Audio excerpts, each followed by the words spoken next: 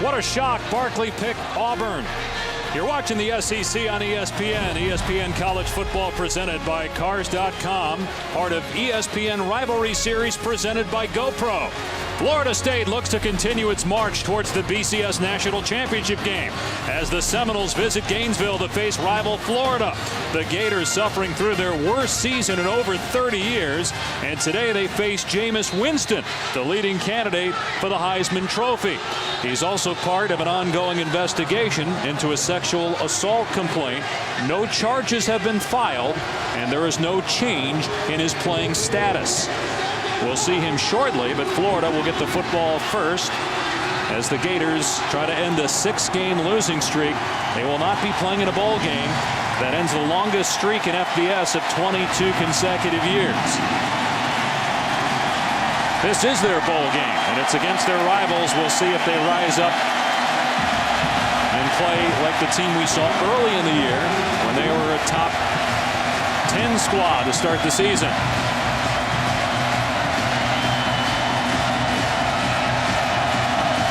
Roberto Aguayo will kick it deep for Florida State. And Luchez Purifoy, they fake the reverse.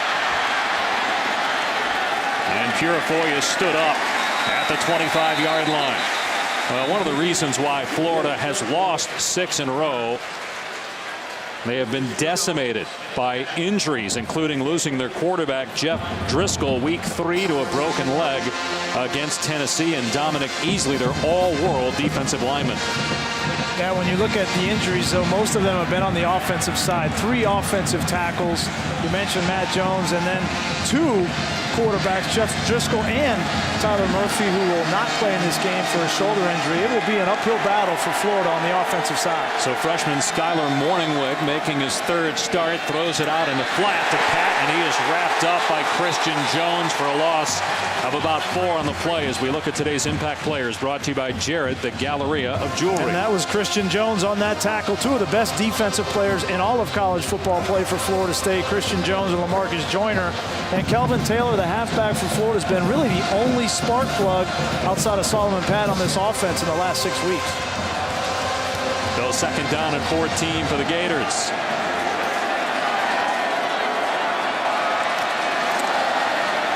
And here's Taylor, can't find a hole, wrapped up by Timmy Jernigan. So it'll bring up 3rd down and long.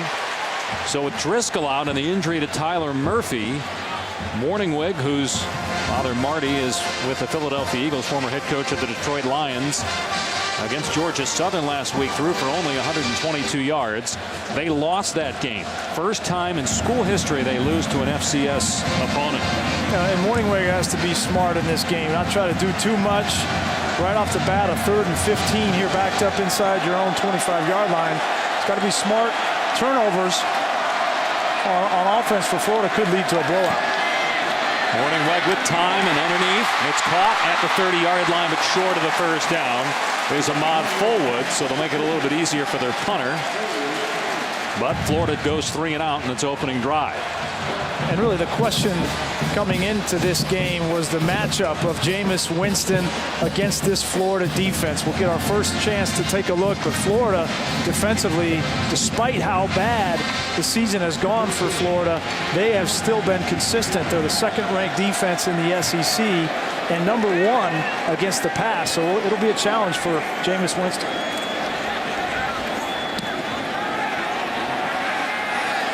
On the 25-yard line, it's pulled in and then tackled immediately. Kenny Shaw wrapped up by Cody Riggs, the gunner. And so Florida State will start just shy of its 25.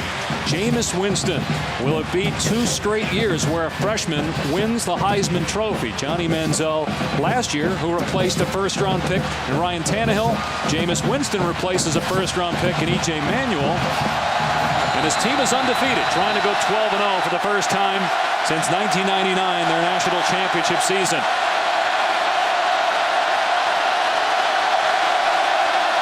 Winston to the air on 1st down. Devontae Freeman tackled in the open field. by Darren Kitchens after a short game.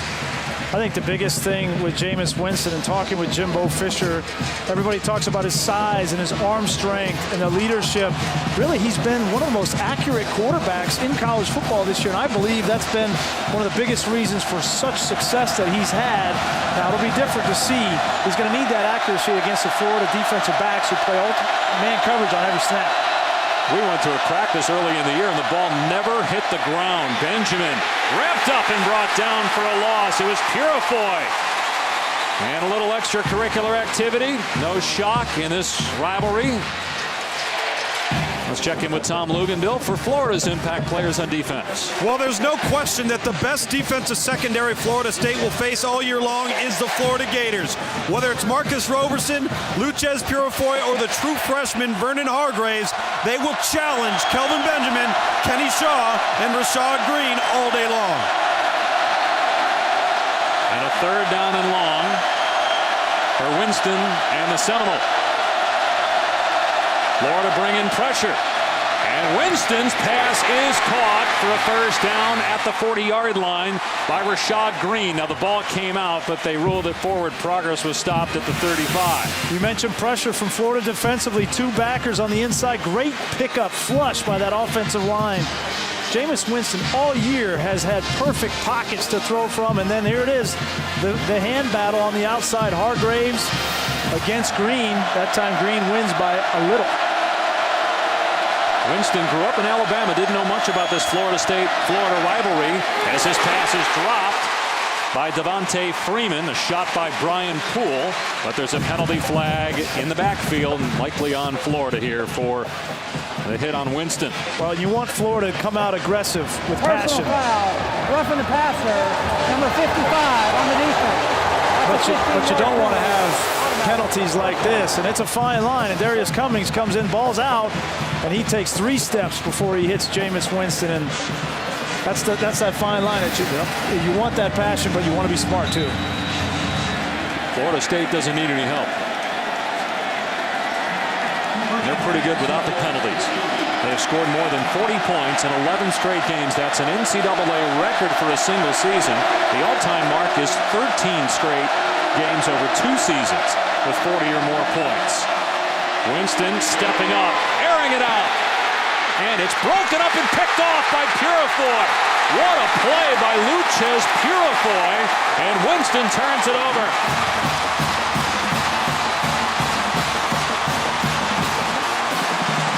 Something good has to happen for Florida to start this game, and the matchup to watch throughout the game are the wide receivers against the defensive backs for Florida.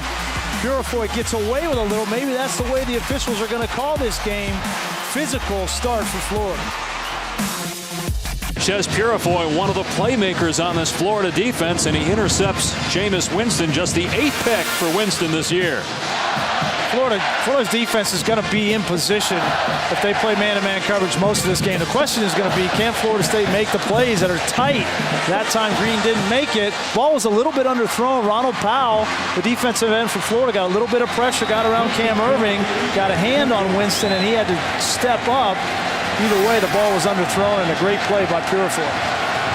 Florida ball on its 13-yard line with Skylar Morningweg at quarterback.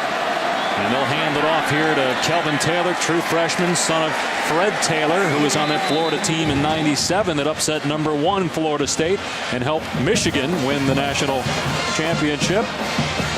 I think Taylor's got to be featured in this game, as well as Trey Burton. And I think we can expect from Brent Pease, the offensive coordinator, who's been under a lot of scrutiny lately, a lot of the wildcat. And we're just going to start right now with Trey Burton at quarterback. You can't depend on Skylar Morningweg to throw the football and beat Florida State. They bring Showers in motion, and here's Burton out of the wildcat with a big seam. In the Florida State territory, inside the 35-yard line. Just the threat of Valdez Showers in motion, and his speed opens up the inside for Trey Burton. Take a look, run it, guys. You're going to see Valdez Showers come in motion. That takes the linebacker Smith, and he gets the crease on the inside, and Trey Burton shows you he's got a little bit of wiggle left. It's playing his last game in the Florida Gators uniform. A great start. His 11th carry of the season, and it's a 50-yard run to the Florida State 33-yard line.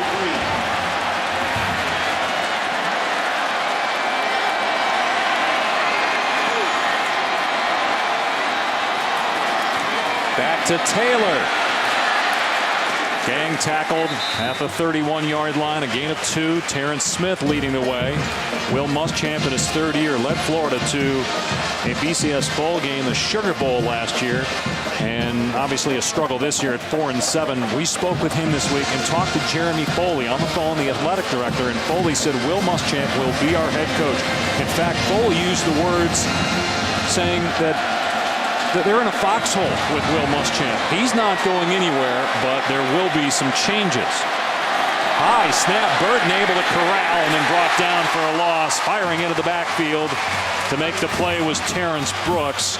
So it brings up 3rd down and long. Well, that's what you want your athletic director to do, right? Is to be in that foxhole with you. And I think they show a lot of courage, quite frankly, on the part of Jeremy Foley, and I've been impressed with the way that Will Muschamp has handled everything that's gone on the last 6 weeks. Certainly on the field, it hasn't been what he wanted, but he hasn't made excuses. We know about the injuries, and they've started this game, at least in the first couple of series, coming out and playing with energy and passion that they didn't last week against Georgia Southern.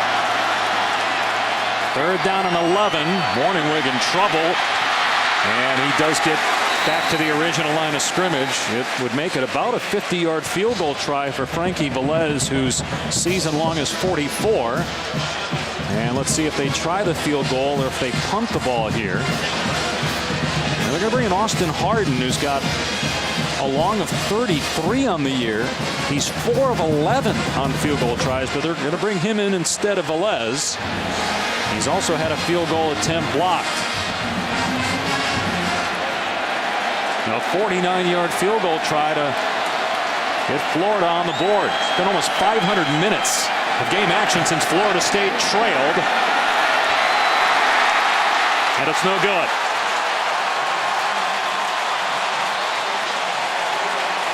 So a 50-yard run by Trey Burton, but the Gators unable to capitalize. Harden misses from 49, and we're still scoreless midway through the first. No score after a missed 49-yard field goal, and Florida State is back on offense after a Jameis Winston interception. Dave Pasch alongside Brian Greasy, Tom Luganville down on the field. What does Florida have to do to be in this game in the 4th quarter? Well, they got to come in with the right attitude, right? You got to sell out on defense. That's your best unit. You've got to strip the football, play the ball in the air, man-to-man coverage, which Purifoy just did. And then you have got to match the intensity which they had early in this game. And you can't, if you're a defensive player for Florida, you can't depend on your offense to come out and score 25, 28 points. You have got to get the ball on defense. If the ball's on the ground or in the air, you got to intercept it, pick it up, and score. You got to have that attitude, I think, if you're going to stay in this game. Trey Burton had a 50-yard run, then had to leave the game because of an injury. We'll keep you updated on his status. 2nd down and 9 after a 1-yard gain. Pressure coming. Winston, and dropped by Benjamin in midfield. So it'll bring up 3rd down and long. He's been pretty good this year. 36 catches, 9 touchdowns, and he might have had number 10. He had a head of steam. Absolutely. Great pickup of the blitz. Jameis Winston sees it, puts that ball right on the money, and Kelvin Benjamin just a little bit of lapse in focus there as he's wide open. Perfectly run route. They got a rub against man-to-man coverage, and so far early in this game, defensively, Florida has been up to the challenge. See if they come after Winston here. 3rd down and long. Winston, and there's a flag.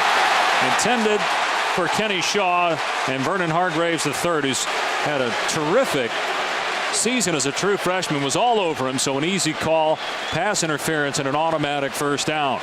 Well, Kenny Shaw is the slot receiver. He's got great feet, very difficult to cover man-to-man. On the defense, number 1. That's a 10-yard penalty with an automatic 1st down. But Vernon Hargraves is one of the best cover corners in college football, even as a true freshman. Wasn't pass interference there. The question is, when he came out of that break, did he tug on his jersey a little bit? Because they ruled holding, which means it was before the throw. A first down for Florida State. Winston 3 of 5 passing with an interception so far. Comes in the leading candidate for the Heisman Trophy. Devontae Freeman wrapped up in the backfield, but somehow squirted out of there and got positive yards. A gain of about 3 as we say hello to Reese Davis in the studio. All right, guys, time for a Dr. Pepper 10 conference update. Duke playing North Carolina. Duke wins. They go to the ACC championship game. Marquise Williams in at quarterback. The injured Bren Renner hurt a few weeks ago, and Eric Ebron. Ebron is loose. Didn't quite make it to the end zone, but the Tar Heels have scored first, 7-0 North Carolina. And, of course, Florida State will be in the ACC title game next week as Winston airs it out. What a catch by O'Leary at the 30-yard line. A terrific grab by Nick O'Leary, his 28th reception. O'Leary was matched up on Cody Riggs, the safety, and O'Leary's big enough at 250 pounds that the top of his route just gets away with a little bit of push on Cody Riggs and then makes an outstanding grab.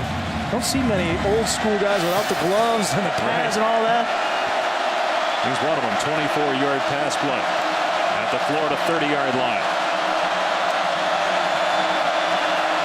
Winston leads the nation in pass efficiency, trying to break Russell Wilson's FBS record. Here's Freeman on the toss. Knocked down inside the 25-yard line by Jalen Watkins, but that's a good pickup on first down. About 4. This is the area of the field where Jimbo Fisher and Jameis Winston love to take shots at the end zone. The 25-yard line, the fringe area. You can still have play action and throw the ball in the end zone. Florida's got to be ready for it.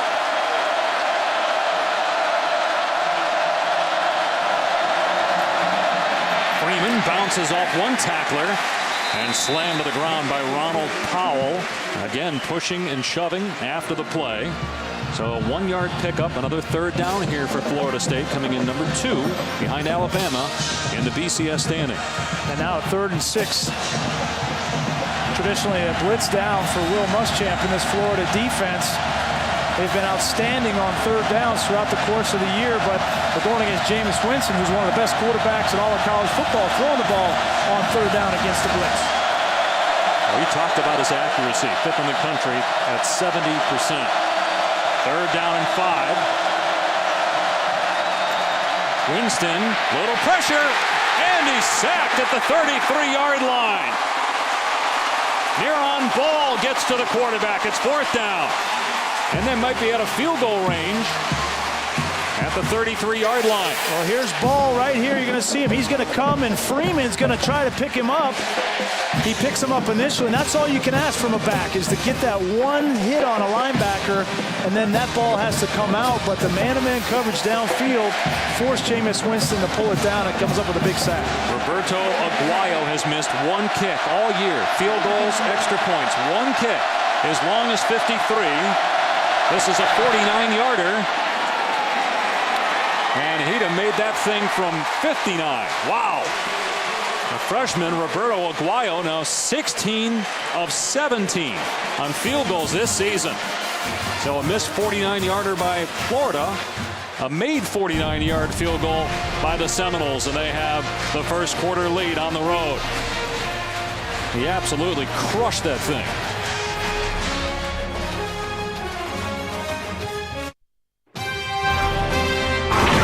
ESPN College Football is presented by Cars.com.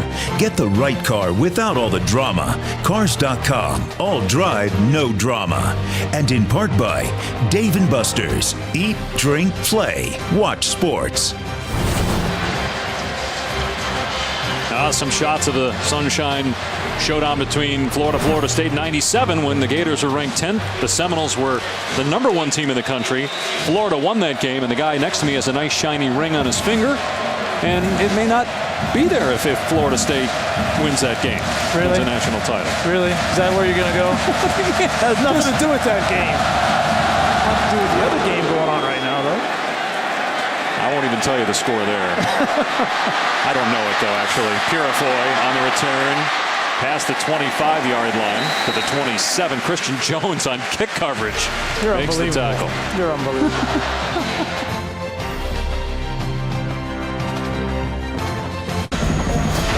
Dave Pashbrough and Greasy Tom Luganville in Gainesville. Florida State on top 3-0. Florida was in position perhaps for a field goal after Trey Burton out of the Wildcat with a 50-yard run, but he was injured on the play, and this has been the story for the Gators all year. 14 players, 8 starters with season-ending injuries, and you wonder if Burton will return in his final game as a Gator after going to the locker room following that play. Yeah, it looked like he came down hard on that left shoulder. He wasn't moving that arm as he walked off. It would change this offense for Florida and what they wanted to do specifically in this game potentially drastically without Burton.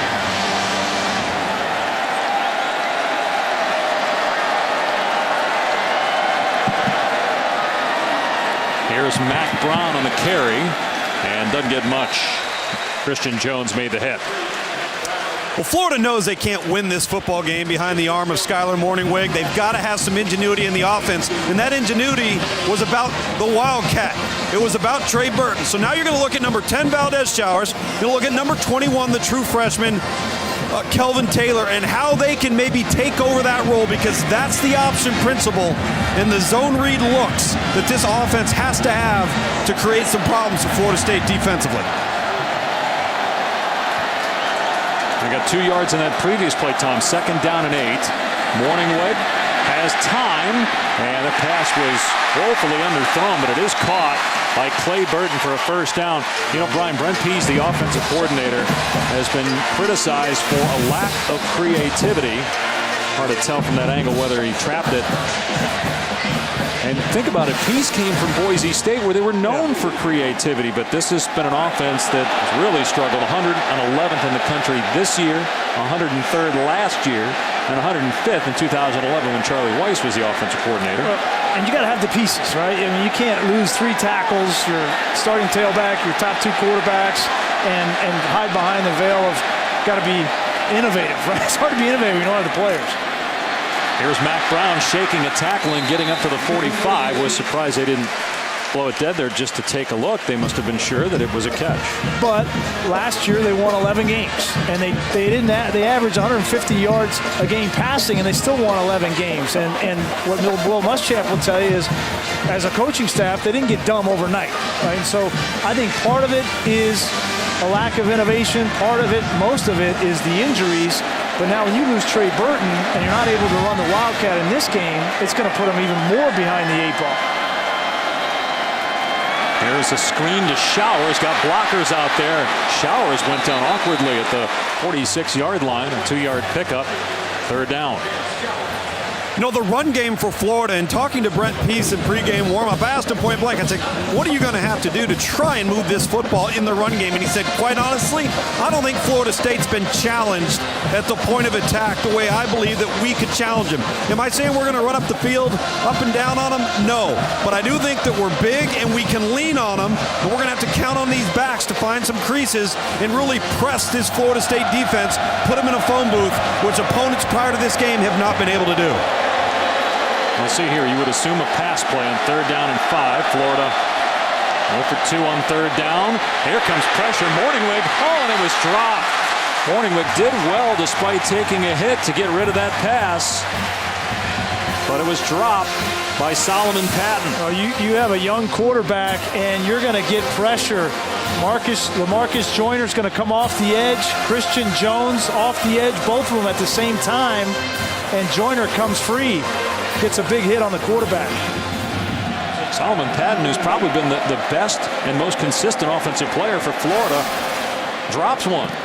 Needed to make that play for his quarterback. Good punt. And I think it was touched and then goes into the end zone. A touchback.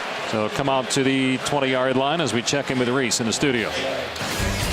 All right, guys, Taco Bell studio update. Michigan had put together the first 99-yard touchdown drive against Ohio State in 10 years, but Braxton Miller answers to Devin Smith for the score, and they are locked up at 7. It's on ABC. Buckeyes trying to remain undefeated. Wow, so Michigan with a 99-yard touchdown drive against the Buckeyes, but Braxton Miller able to bounce back. Tied up at 7 there, 3-0 here. Florida State on top, closing seconds of the opening quarter. Jameis Winston will hand it off to Freeman, and he gets slammed down in the backfield by Darius Cummings. Florida State so far has not been able to run the football on this Florida front seven. And not a lot of teams have been able to run the football on this front seven. I mean, this is a defense. They lost a lot of players from a year ago, and they've lost Dominique Easley, their best defensive player from this year. But the emergence of some of the players like Ronald Powell and Dante Fowler, Leon Orr, they have stepped it up, and in the early part of this game, they have certainly matched the intensity. It's the most adversity Florida State has faced in a couple of months, and they have the lead. 3-0 over Florida after 1 here in Gainesville.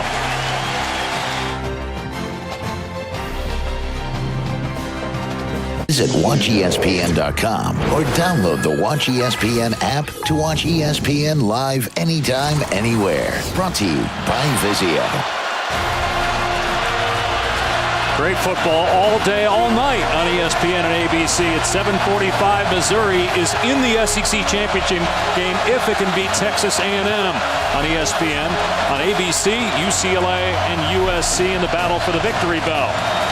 Here in Gainesville, Florida State with 33 yards of offense in the first quarter and 3 points. This team averages 44 points per game. Winston in trouble, steps up. And down he goes after getting about 3 yards. Darius Cummings with another tackle, so it'll bring up a 3rd down and long here. It's the 3rd time in this game where Florida defensively has had the coverage downfield. Jameis Winston has not felt comfortable pulling the trigger, and the rush has gotten to him. Another situation here on 3rd and 7 where you expect the same thing from Florida. Tight man coverage and pressure up front. There's a correction on a staff. Florida State averaging 55 points per game. They're outscoring teams by 44 points per game. That's the best in college football the last decade. Winston hit, gets rid of the ball, and down at the 21. One official says incomplete, the other says a sack. Pressure by Neron Ball, and they rule it incomplete, but it's 4th down anyway, and they'll punt. Rolling on the field, it's an incomplete forward pass. 4th down. They ran a good stunt on the outside. They bring ball off the edge, and Dante Fowler, number 6, wraps around. He flushes Winston, and Ball is the beneficiary. But right now, Jameis Winston and this offensive line, which has been solid all year, is rattled by this front 7 for Florida. We talked about the fact that they haven't faced really any adversity. And even though they've got the lead, this is a little bit of adversity given how physical Florida's been on the defensive line against Florida State's offensive line. And the Gators have some momentum, even though they trail 3-0.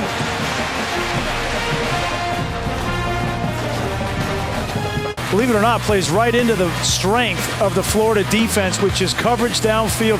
Take a look at what Jameis Winston's looking at. Where are you going to throw that ball? Tight man-to-man coverage. And then up front, Florida, with the intensity, is getting to the quarterback. You got to think about, Dave, last week, this Florida defense gave up 400 yards on the ground, over 400 yards on the ground to Georgia Southern. And Will Muschamp had all week to talk to his defense. He's made it personal early in this game. Their Florida defense, with the talent that they have, attacking Jameis Winston and this offense. And so far, they've been very successful. Georgia Southern didn't complete a pass in that game. Didn't need to, as you said, because of the lack of run defense by Florida. Best starting field position for the Gators as Patton gets it on the end around and run out of bounds by Terrence Brooks. So a negative play on 1st down. They're only averaging a yard on 1st down. When we introduced our impact matchups as being those Florida corners against Florida State's receivers, there's nowhere to go with the ball downfield, Brian. And as you referenced, you got to get the ball out under pressure. You've got to know where to go to your hots, where your side adjusts are. But as I'm looking at things from the field level here, Florida is not only physically getting after Florida State, they are mentally wearing them down, and they are getting after them with some confusion and some exotic looks, walking guys up into the gap, creating problems. Florida State's defense, though, is playing well. 3-yard setback for Florida. Pressure coming. Morningweg has it complete. As Dunbar is wrapped up right away by Jalen Ramsey. Secondary for Florida State's pretty good too. He did get back to the line of scrimmage, but another third down and long facing the Gators. Yeah, well, two good defenses playing in this game. Florida State giving up only 11 points a game, second in the country. We knew coming in the game plan for Florida was to try to play the kind of defense they're known for, which is suffocating, and then try to get something on offense. They want to make this a 10-6 kind of game, and so far it's been a struggle on offense like we anticipated. And coming out of the stance, Max Garcia, the left tackle. False start on the offense. Number 74 and number 76. The 5-yard penalty. Third down. So both tackles who haven't been starters. DJ Humphries was a starter at left tackle. He's out with a knee, and Tyler Moore at right tackle is out with an elbow injury. When you have a new quarterback, this happens. Get used to one quarterback's cadence, and that time both offensive tackles were off early. This is where you got to be smart here. Third down and long for Florida. Can't have a turnover against Florida State. And the pass is caught right short of the marker by Dunbar by a yard. We'll see. Does Florida take a chance here and go for it in their own territory on fourth down? A losing season. This is it. This is their final game. Will Muschamp is thinking about it. Even if they don't, this is big for Florida's quarterback, Skylar Morningweg, just to get him some confidence backed up on third down and long to make that kind of a throw. And yeah, I think you're right. Will Muschamp, he knows that he has got to create some time of possession, and he's going to go for it here. I'm surprised that he's going to call timeout to talk about it. Surprised they're not going to stop and look at it a little bit longer here, because boy, you can challenge a spot with respect to a first down. It's fourth down right now. Back in a moment.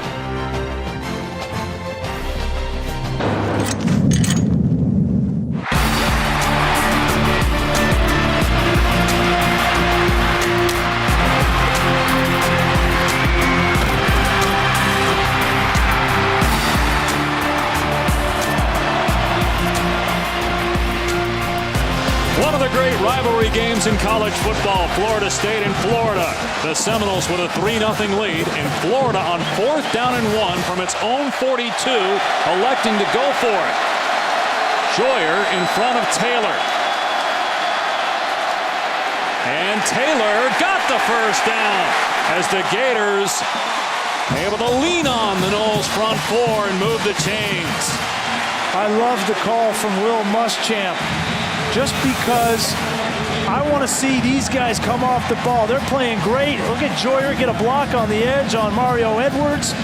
Their defensive line is playing fantastic. Challenge this offensive line to match the intensity of their defense on a fourth down call backed up in your own end. They got it. Florida State 2 wins away from playing for the BCS National Championship. Only leading 3-0 here as Morningweg is chased.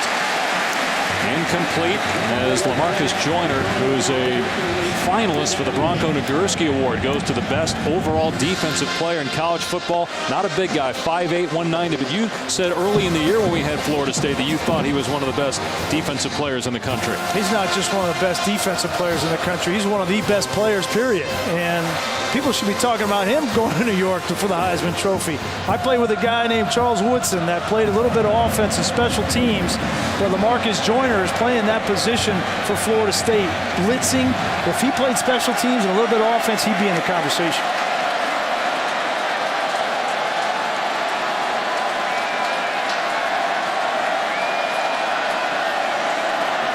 Morningweg on 2nd and 10, throws complete to Patton. He's wrapped up immediately by P.J. Williams. A gain of about 4. At least that gives Skylar Morningweg a manageable third down. He's actually looked poised so far. Well, I think what's happened here early in this game is Brent Pease, the offensive coordinator, wanted to use some of the Wildcat with Trey Burton. Now that Burton is out, they've had to adjust and really use Morningweg. You're going to have to throw the ball quick. Pease didn't feel like he could block this front for Florida State in the passing game for a long time, so the ball has to come out in the quick passing game. He's 7 of 9, Morningweg, for 42 yards. On third down, Florida State coming with a blitz. Morningweg being chased. and throws it away. So 4th down. Jacoby McDaniel was chasing Morningwig, and the Gators now will punt it. And this is what Pease was afraid of, just coming off the edge. Trenton Brown, the tackle, and Jalapio were responsible for that. There's a breakdown. Morningwig does a great job of not having a negative play there. Sack fumble, throws the football away, and now you'll get your punt for field position. The difference in the game, a made 49-yard field goal for Florida State, a missed 49-yard field goal by Florida. Kenny Shaw, the deep man for FSU. And the Gators able to down it inside the 5-yard line. Luchez Purifoy already has an interception and a tackle for a loss, and makes a big play on special teams here to back up the Noles inside the 5.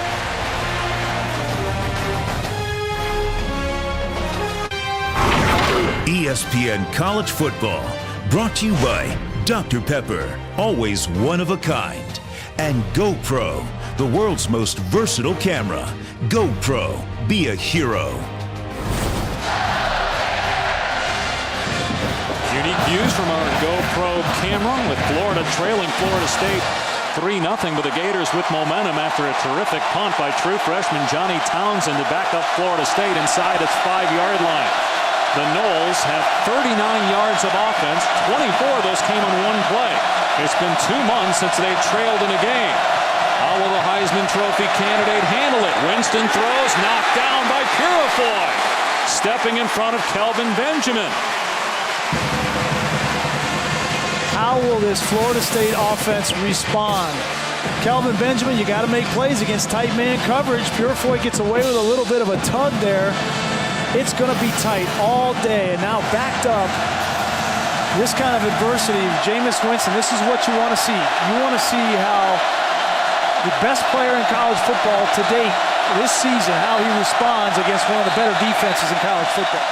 Now we got a timeout called by Florida State. Winston, 4 of 8 passing, 35 yards and an interception. Couldn't have been a better start for Florida. They have the crowd in the game, only down 3. See if Florida State can respond.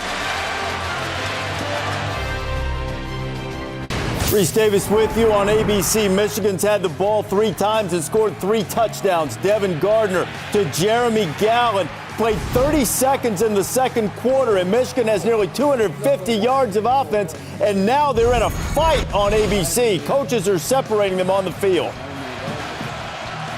Wow. Well, Florida State's in a fight, not literally, but backed up, and the swamp has come alive as Luchez Purifoy played a whale of a game so far for the Gators, and Jameis Winston, the Heisman Trophy perhaps leading candidate, just 4 of 8 passing with an interception. They only have 4 rushing yards. They're going to try to pound it here with Freeman, and he's got a hole. Right at the first down marker. Tackled by Jalen Watkins. We'll see where they spot it. Going to be short, 3rd down and 1. That's a big play for Florida State, backed up. Put it on the back of your offensive line. Watch them come off. You can run it, guys. Just a power play to the strong side. You get Cameron Irving. You get a block from O'Leary. And when you're backed up, you've got to be able to run the ball out of a 2-back set to give yourself some breathing room. They got 9 yards there, their biggest run play. A 3rd down and 1. Freeman has the first down, diving just short of the 15. Ronald Powell in on the stop. Freeman over 800 rushing yards this season for Florida State. We've also seen James Wilder, and we'll see Carlos Williams as well. They have a lot of options at tailback. Well, it's important now for Florida, who gave up that first down after they were backed up, that you don't let up on the pressure. Continue the coverage downfield and pressure in the backfield. That's what's been working.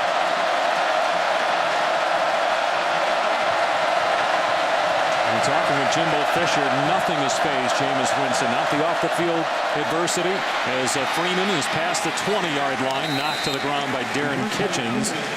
And when you watch Winston, you can see it that nothing seems to faze him, even on-field adversity. Does not play like a redshirt freshman. Well, to be fair, we haven't seen him in a whole lot of adverse situations. Yes, they were down at BC, but that's BC. This is a completely different animal on the road against one of the best defenses in the SEC. They got 5 yards on first down, so it's 2nd and 5. Freeman again, and great job at the point of attack to get off a block and make a play. That was Ronald Powell and Jared Davis, a true freshman who made his first start last week.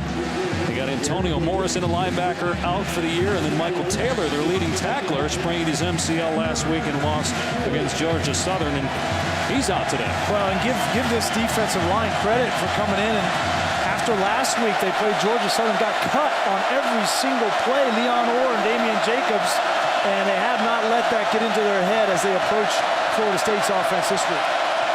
2 of 4 on third down so far. Winston gets hit. Oh, still completed it to Freeman for a first down at the 31-yard line.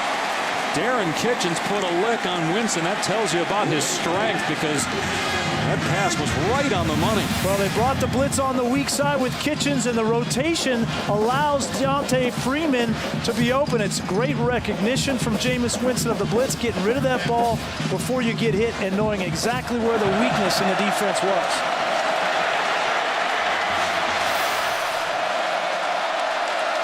Consecutive first downs for Florida State. 3-0 lead midway through the second quarter. Winston got a man. Benjamin can't come up with it. Incomplete. Would have been a great catch, but it was right there for Benjamin, who had a drop in the first quarter. Well, they identified Kelvin Benjamin on Jalen Watkins, the safety. He beats him right off the line of scrimmage. Excuse me, that's Purifoy. He beats off the line of scrimmage and then gets behind him, and that ball is perfectly thrown right through the hands of Benjamin. That's the second drop, right? He had the one in the first quarter. That was a catchable ball, certainly, and it's 2nd down and 10. Winston now 5 of 10 passing.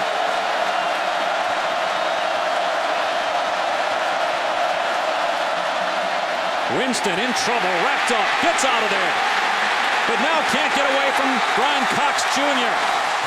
Sacked near the 20-yard line. Jonathan Bullard was there first. Yeah, Bullard just shot off the line of scrimmage. Beat the offensive line. Take a look. Here he is right here. He's just going to beat the offensive lineman. That's Bobby Hart. And you get the sense, don't you, Dave, that the intensity and the emotion is all on the side of Florida right now. They have come to play in this game, and maybe Florida State has lost a little bit of the focus and anticipated Florida just laying down in this game. And that was a question, would Florida play with pride knowing their season's over? They're not going to a bowl game for the first time since 1990. At a penalty marker here. Delay a game. Delay a game on the offense. 5-yard penalty. Third down. It was interesting. We asked Jimbo yesterday, what's the weakness of your team? And he said, that's a really good question. I don't know if we have one. Maybe we're seeing it here in the first half, that if you're physical with their offensive line. Well, he hesitated. I asked him what he needed to improve on. He couldn't find a whole lot, but certainly he's going to learn a lot about his team in this kind of environment and what they're made of down deep. Let's see how Florida handles this. Do you come after Winston here in 3rd and 26, or do you play it safe? They're only going to rush 3, and Winston has a man. Oh, the pass is caught incredibly despite a huge hit. Kenny Shaw got leveled. It was a good hit by Riggs, and he caught it. First down. That's as good as you can do it if you're Cody Riggs. He was cognizant of not going for the head. He led with his shoulder right into the chest. But what a play by Kenny Shaw to come up with that football. And what a throw. Let's give Jameis Winston credit. Backed up 3rd and 26. Put it right on the money. Well, they get 27 on 3rd and 26. Play action. Winston going deep into coverage and incomplete. Trying to hit Rashad Green. It's pretty clear early in this game, Jameis Winston's going to take his shots downfield. Benjamin dropped one. That time he went for Green. if I'm Jameis Winston, I'm going to realize and respect that Florida can guard my receivers on the outside of man-to-man coverage. The real weakness of this Florida defense right now is at the linebacker position, playing a true freshman, Jarrad Davis. That time he had Nick O'Leary, the tight end, matched up and wide open in the middle of the field. You got to use O'Leary in these situations. And prior to that catch by Shaw, their biggest play through the air was a pass to O'Leary. Play clock at 1. They just get it off in time. Winston with time, and Florida State called a timeout. The Noles called the timeout, so they've burned 2 already. So just 1 left. Jimbo had to call a timeout because Jameis Winston let that play clock go down to 1 second again. Lucky to get the timeout.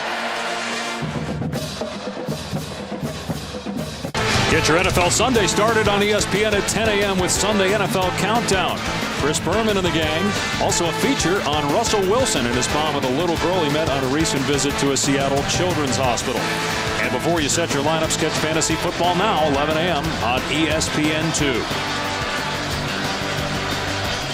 Dave Pasch, Brian Gracie, Tom Lugan, Bill in Gainesville, where Jameis Winston thrown for 71 yards and an interception, and just 3 points for the Seminoles, who averaged 55 points per game. Good for second in the country. He'll throw on 2nd down and 10. Pumps. And a flag comes down. Winston still going. Gets the first down, but this is coming back. Bobby Hart was on top of Dante Fowler. Holding on the offense, number 51. That's a 10-yard penalty. Repeat, 2nd down. You start to sense the first bit of frustration from this offense from Jameis Winston. Bobby Hart, he's working on Dante Fowler. He's good right there. When he goes to spin, great move by Fowler. The official sees that Bobby Hart has a hold of that jersey. That's a good call because Jameis Winston doesn't get outside without that hold. They converted a 3rd down and 26 on this drive, and now they got a 2nd down and 20. This has been a 5-minute drive, and look where the ball is. It's on their 32-yard line. Negative plays and penalties. 11th play of the drive, 28 yards so far.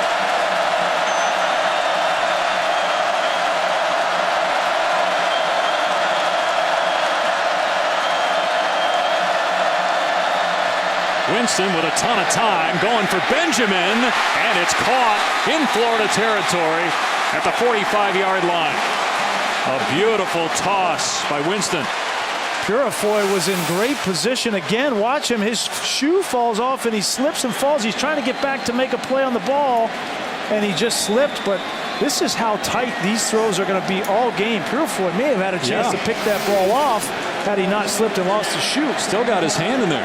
But a 23-yard pass play, and the Seminoles are in Florida territory. 4.5 to go in the first half of the 3-0 lead. Winston, Benjamin again. Inside the 30, breaks the tackle. Benjamin inside the 15. Benjamin is in. Touchdown, FSU.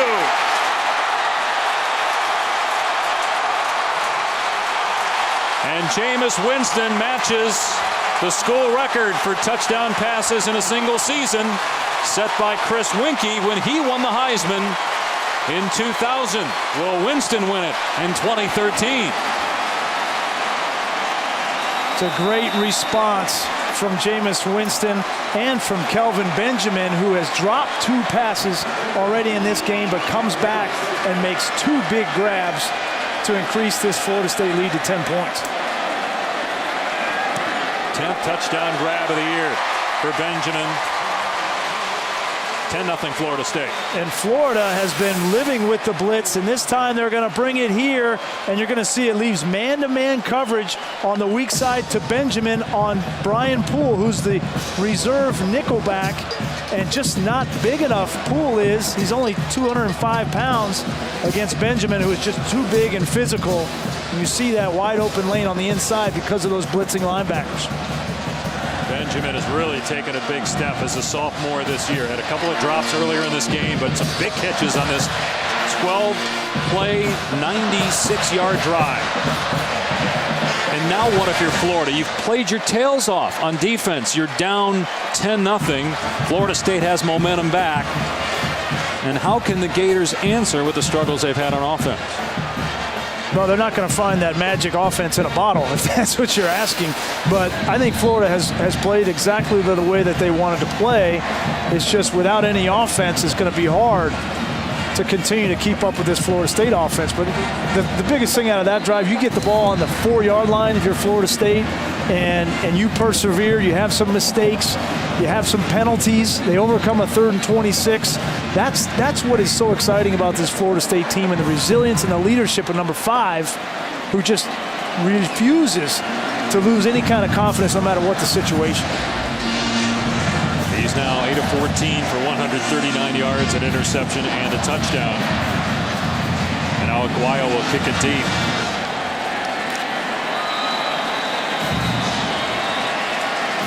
Florida State will play either Duke, Virginia Tech, or Miami in the ACC championship game next week. And if it wins the next 2, you would assume that Florida State will play in the BCS national championship game as the ball comes off the tee. And Ohio State is losing to Michigan right now, 21-14. You'd have to think right now, really, that there's 5 teams in the mix going into today, including Auburn and Missouri. Missouri plays A&M tonight on ESPN. If the Tigers win, then they'll be in the SEC championship game. If they were to win, they could vault into the discussion. So much yet to be decided as that goes out of bounds, so it'll be very good starting field position for Florida as we check in with Reese Davis in the studio.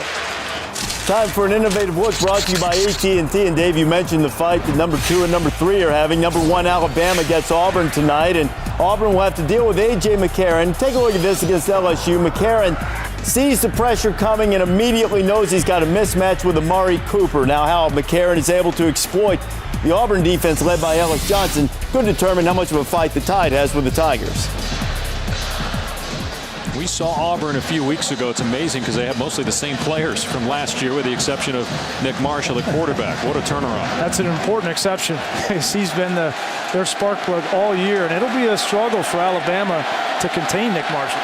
So Florida starts at the 35 after Aguayo's kick goes out of bounds. Here's Showers on the screen, cuts it upfield and gets to the 40-yard line for a 5-yard gain. LaMarcus Joyner on the stick. Well, let's look at today's Athletic trivia question. How many times has a team from the state of Florida appeared in the 15 BCS championship games played to date? That's a good one. Do you have a guess? Do I have a guess? Well, I'm going to say, well, the first 4 or 5 years, I want to say, of the BCS have contained Florida team. I want to say 7.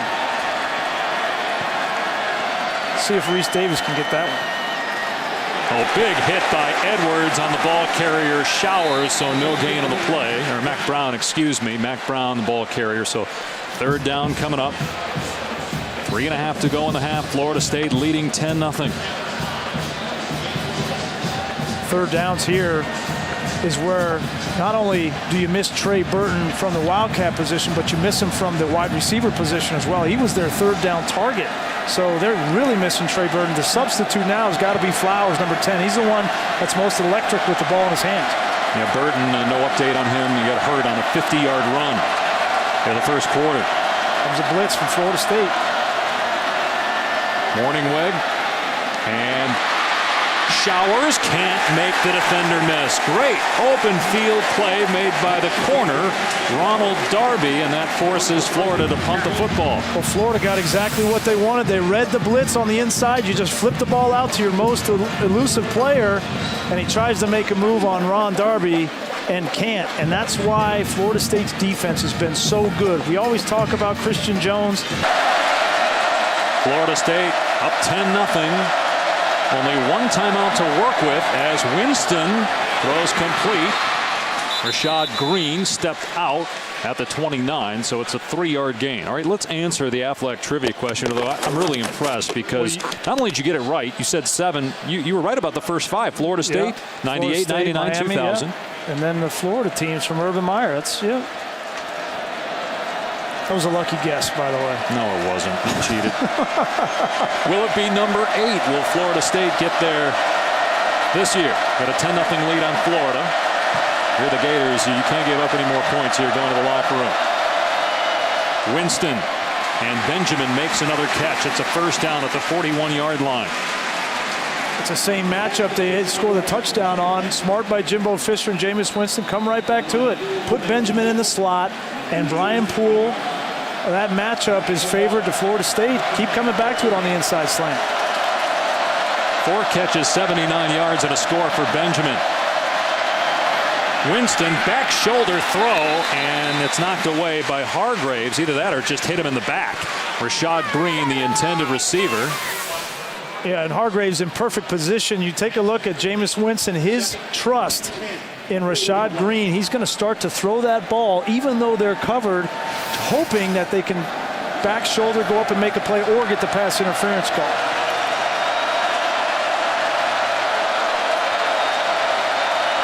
Florida hasn't been able to get much pressure on Winston the last couple of possessions.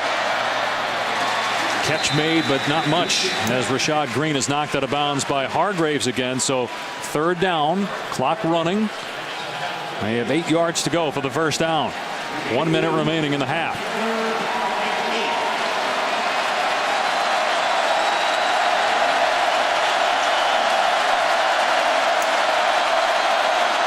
They ruled that he was tackled inbounds.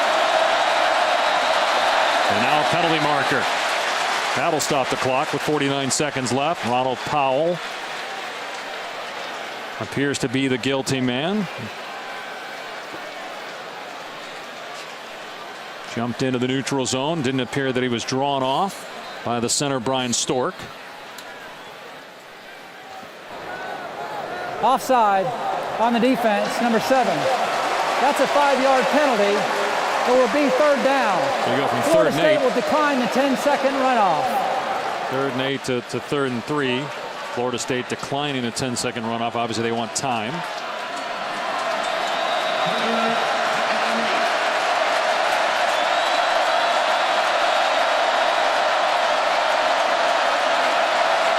Third down and 3. Winston with time. And O'Leary comes free to the 29-yard line. Let's check in quickly with Reese in the studio. All right, Dave, Lex's halftime report coming up. Michigan and Ohio State, an embarrassing fight. We'll show you what happened there. Duke and North Carolina playing back and forth game. Devils trying to get there. We'll see you at halftime. In about 30 seconds or so, Reese, they've got an injured player down here, so the clock will stop as Cody Riggs, starting safety, is out for Florida. They've lost 14 starters to season-ending injuries, maybe 15 if Trey Burton doesn't return. And Cody Riggs, who made the tackle on the O'Leary catch. What a play by Winston, though. This is the second time you and I have seen him in person. I know we've watched him a lot on TV, but for a guy that's a redshirt freshman, just his accuracy and poise, Brian, is impressive. Well, and the patience on that last throw to O'Leary. Florida played a little bit of a different coverage. They played a 2-deep man under coverage, which they only can rush 4. And as Winston has been getting hit repeatedly in this game, for him to recognize that, stay in the pocket, be patient, and give O'Leary time to beat man coverage and then throw an accurate ball, that's the kind of maturity and an inflappable approach to the game that Jameis Winston has really surprised Coach Jimbo Fisher with. He's only played half of the second half snaps, so this will be a rarity today where you would expect, based on the score, that he's going to play deep into the second half, if not the entire game. He has more yards and touchdown passes in the first half than most teams do for entire games this year. Winston on first down, going to the end zone, and Benjamin is wide open. Touchdown, Florida State.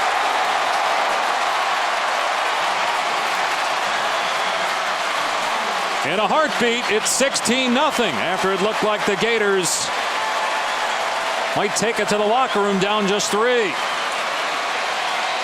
And that's the backbreaker. It was Jimbo Fisher, Jameis Winston just refused to let off the gas pedal, despite the fact it's been a struggle early in this game for them on the offensive side. They keep throwing the ball down the field in that aggressive approach. Nets them a 17-point lead.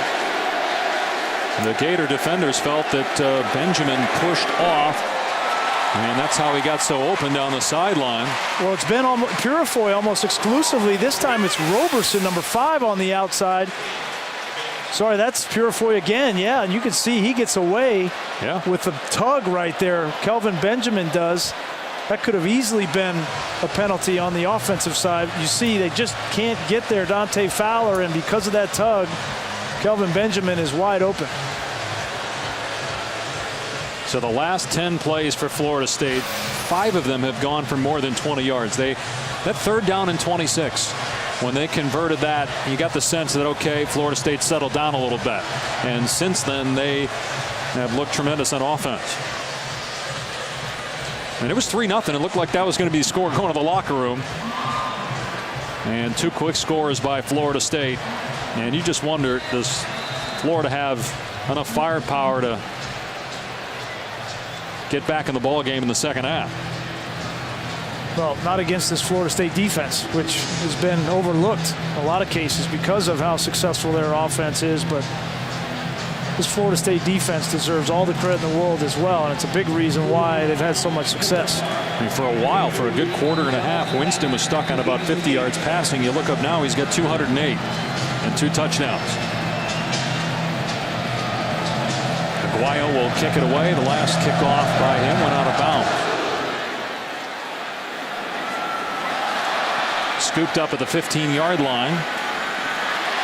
Patton shakes 1 tackle and brought down at the 35. More college football tonight on ESPN at 7:45. James Franklin and number 5 Missouri taking on Johnny Manziel in 21st rated Texas A&M. Then on ABC, crosstown rivals battle for the victory bell. It's UCLA and USC. Jameis Winston, leading candidate for the Heisman Trophy. It'll be interesting with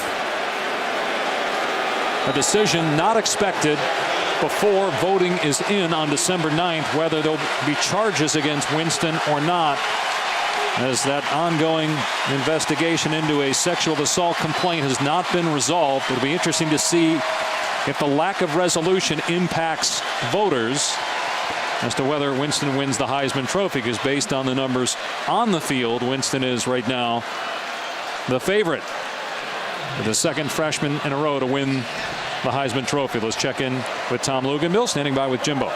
Coach, the offense sputtered a little bit there in the first half. What adjustments did you make to get some points on the board and get this thing in gear? We started getting into our playmaking. We started getting our calls up front, not turning guys loose, giving him a little bit of protection.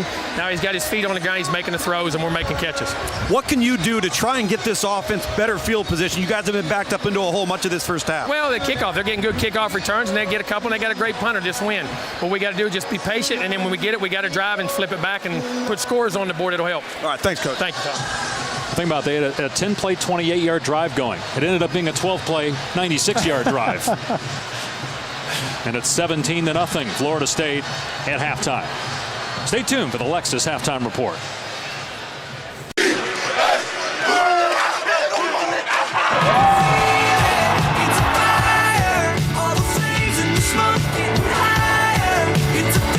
Broken up and picked off by Purifoy.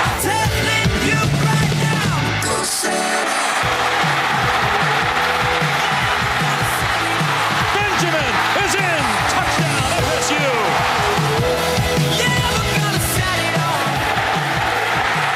Touchdown, Florida State.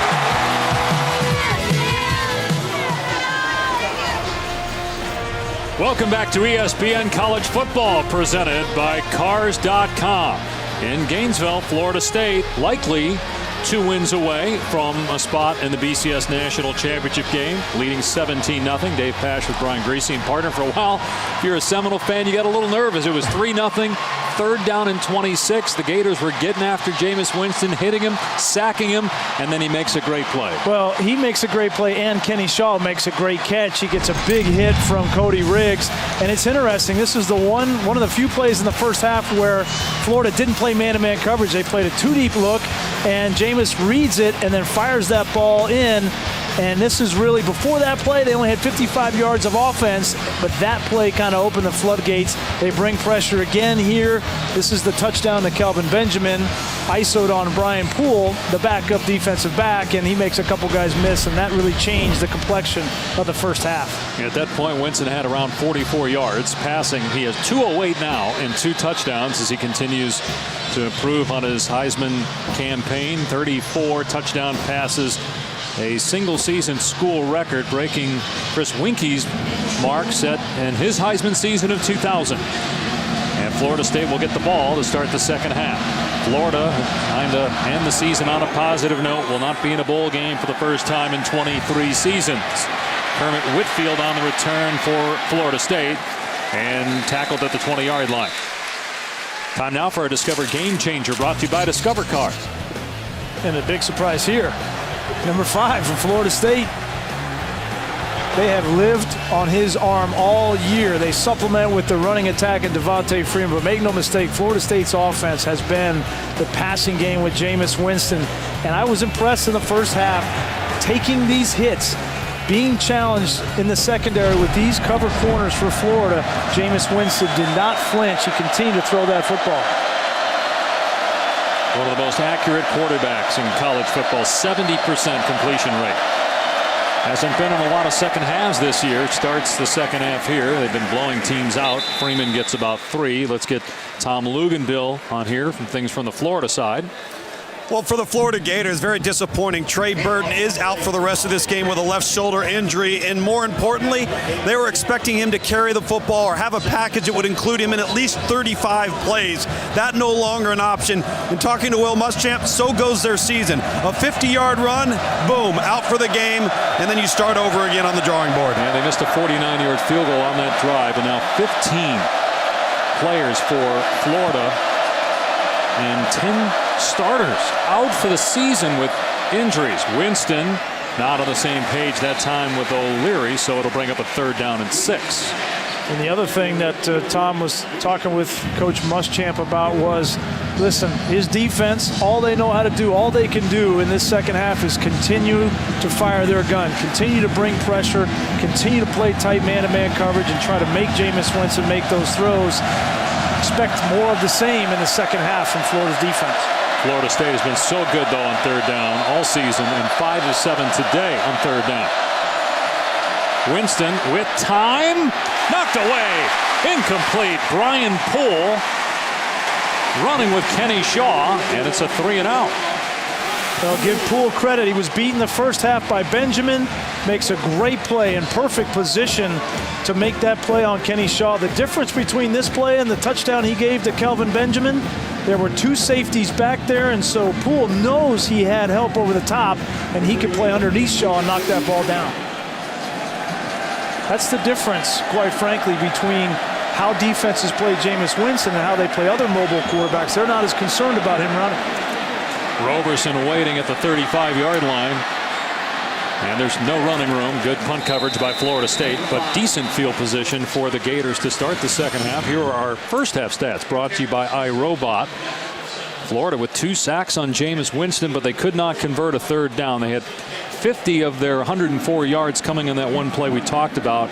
And they've scored more than 17 points in a half just once this entire season. So you wonder, with a backup quarterback, really the 3rd-string quarterback, do they have enough firepower to actually get back in the game? Well, they started the second half how they wanted to, get a 3-and-out on defense, and now you got great field position at the 40-yard line for your offense.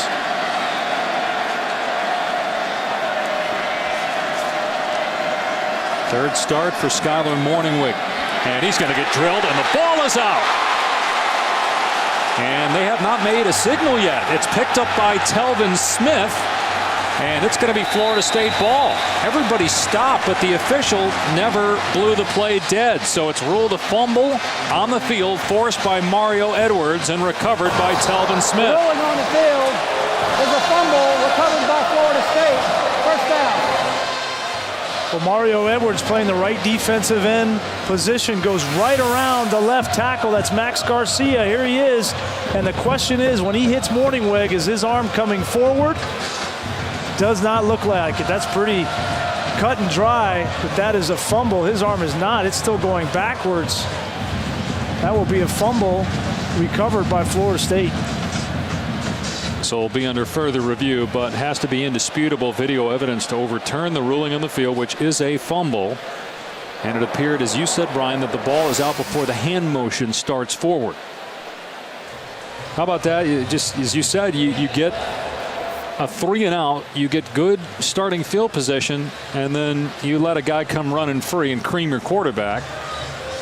Yeah, that's on the first play. You know, Max Garcia started the year as a guard, and they wanted him to be a guard. They had to move him to tackle because DJ Humphries goes down and Tyler Moore goes down, and so they have to find somebody to play that left tackle position. So you got now, this is how injuries affect your team. And people say, oh, you shouldn't have to, don't use injuries as an excuse. But what you have is a player playing out of position that gives up a big play in a game, and this is how it hurts you. After further review, the ruling on the field is confirmed. First down, Florida State. Florida State has lived off of turnovers this year. They lead the nation in interceptions. They get a fumble recovery here. Ruling on the field is confirmed, and it's Florida State ball at the 39-yard line. Here's Devontae Freeman trying to pick a hole. Gain of a couple before near on ball makes the stop. And you were talking about the injuries, and as you said in the first half, Will Muschamp not making excuses, but it's a big reason why this team's 4-7. And we had Jeremy Foley on the phone with us, the athletic director here, and he said no matter what happens, Will Muschamp is our head coach. He'll be our head coach next year. He said he just has a feeling about Muschamp that he is still the guy to lead this program back to being a national title contender as Benjamin makes another beautiful grab. What a dart thrown by Winston. First down. This is a big-time arm right here. And again, they go back to the well with Benjamin on Poole. This ball is thrown perfectly. Can't walk it out there any better to Benjamin. Good coverage by Poole, but this is just too good throwing a catch to defend. I mean, how many throws have we seen with the defender all over the receiver, yet it's in the perfect spot by Winston. Back to the ground, Freeman. Got a center, Brian Stork, out there trying to block for him. And knocked out of bounds inside the 25-yard line by Jared Davis. And Winston thought there should have been a penalty on Florida, but no flag thrown. One of the things that we've seen in this game, we haven't seen a whole lot this year against FSU, is a team that's talking, chatting up, talking to Jameis Winston, talking to this offensive line. These Florida defenders have not backed down from Florida State, and first time we've seen Jameis Winston give it back a little bit. Problem is they got some pressure on them in the first half, but with all their injuries, they don't have the depth to substitute and rotate and keep those defensive linemen fresh. The same guy is playing just about every snap. And now Winston with time, another throw put perfectly into the arms of Nick O'Leary, short of the first down. And really a must stop here for Florida on third down.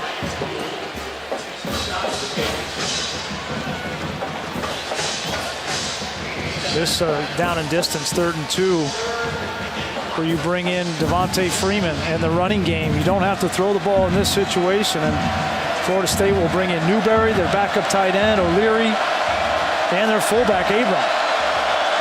They're down and 2. And Stork gets bowled over by Darius Cummings. There was movement by Florida State. Before the snap, false start. On the offense, number 52. 5-yard penalty, third down. That's why Stork got bowled over, imitated the snap, and that drew a penalty. Now it's 3rd down and 7.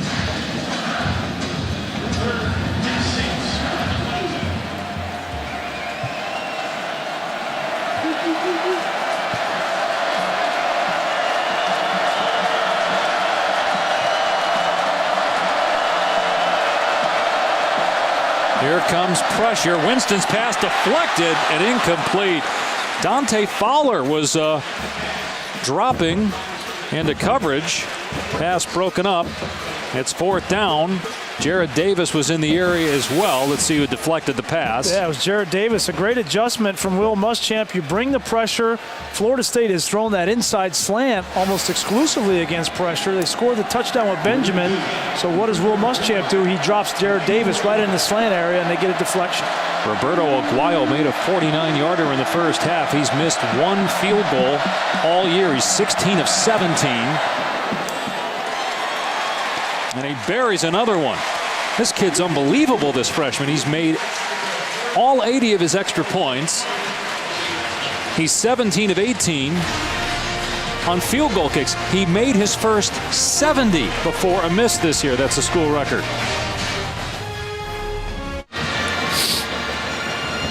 Get your NFL Sunday started at 10 a.m. on ESPN with Sunday NFL Countdown. Chris Berman and the gang providing all the latest news and updates from stadiums around the league, and a special feature on Seahawks quarterback Russell Wilson and his bond with a little girl he met on a recent visit to a Seattle Children's Hospital. ESPN 2 Sunday at 11 a.m. It's Fantasy Football Now.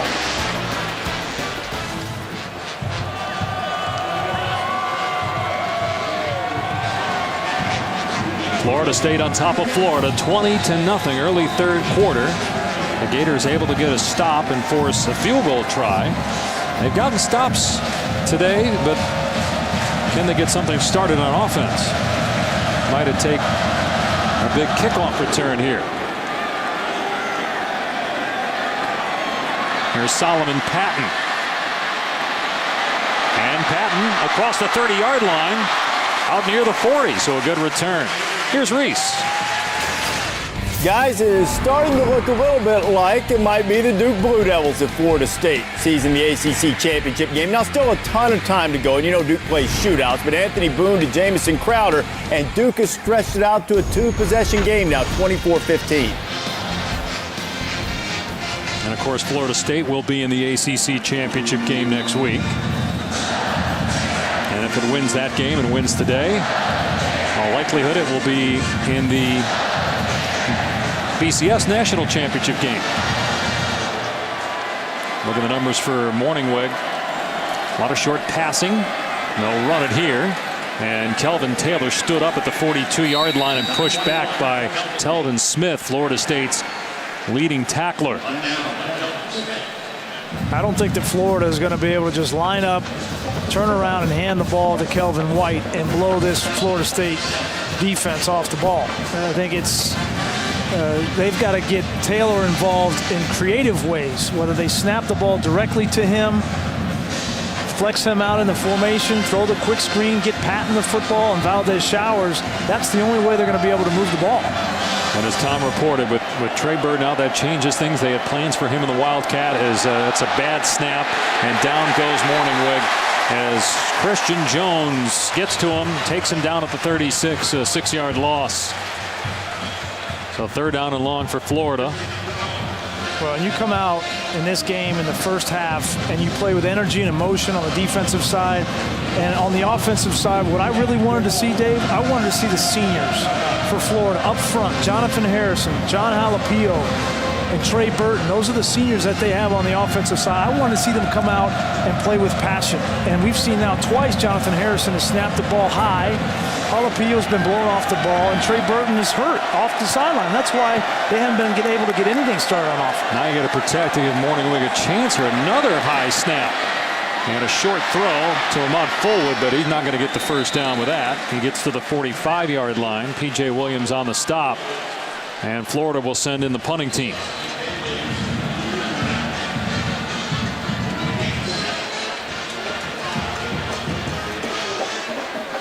Now, Johnny Townsend had a huge punt in the first half that pinned Florida State at the 4. And it looked like they were going to flip the field, get field position, and the ball back with about 4 minutes left. But Jameis Winston converted on a 3rd down and 26 with a pass to Kenny Shaw. The Noles scored, then tacked down another touchdown.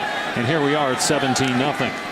And Florida State will start its next drive on its 16 midway through the third quarter, leading 20-0.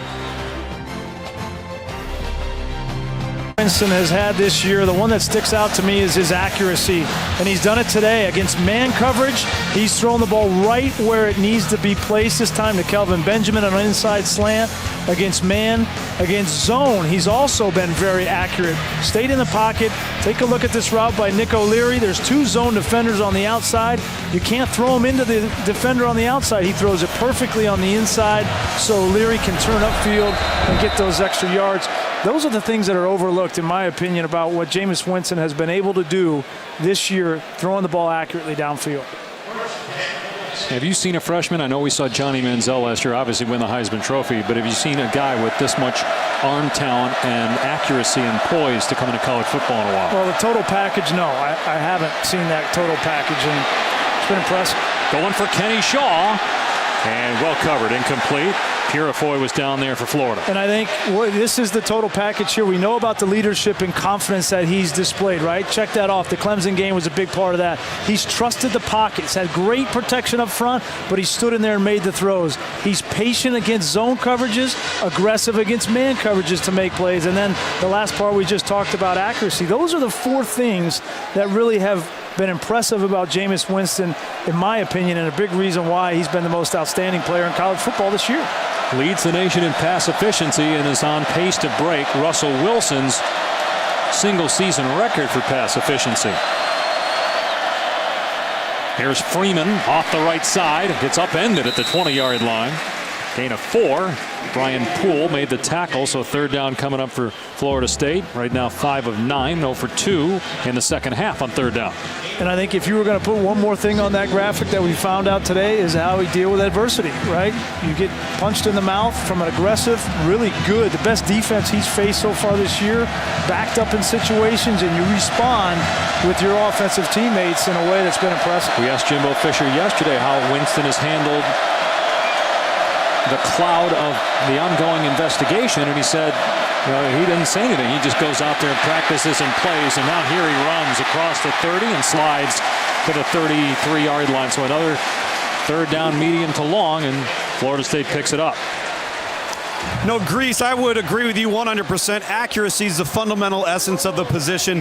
But when it comes to evaluating quarterbacks, especially young ones coming out of high school, the competitive temperament, the mental character and the makeup, the mental toughness, all of the things that maybe don't manifest themselves on tape or you can't necessarily see in a camp or combine setting. Oftentimes you may not know about all of those traits that are so critical to success until you get the guy in your program. With Jameis Winston, Jimbo Fisher and staff knew they had the entire package from word go. Yet he didn't win the starting job until training camp. He sat and redshirted last year with E.J. Manuel as the quarterback. Winston with a ton of time, gonna let it fly, and Benjamin is there, and he pulls it in inside the 15-yard line. Another perfect throw from Jameis Winston. You talk about the total package. He moves from one read, wants to throw it to O'Leary, and then peeks outside, and at the last second to be able to fling it out there 65 yards in the air. And Kelvin Benjamin, you give him that much space, and he's just got such a long stride, and the ball is perfectly thrown. A 56-yard pass. Benjamin with 178 receiving yards. Here's Freeman inside the 5. Touchdown, Florida State. And the route is on in Gainesville.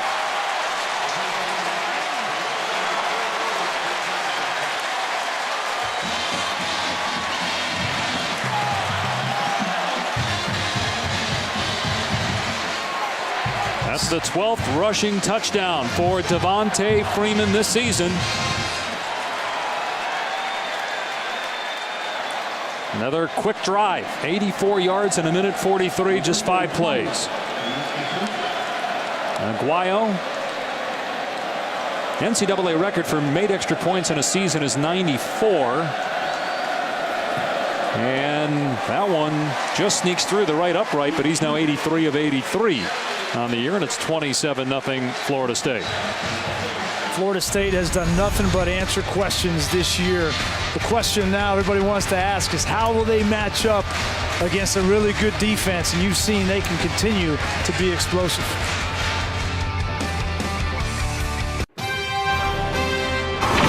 ESPN College Football, brought to you by Cadillac. and the new windows. Tweet your Saturday Superfan photos to College Game Day for a chance to win a trip to a bowl game.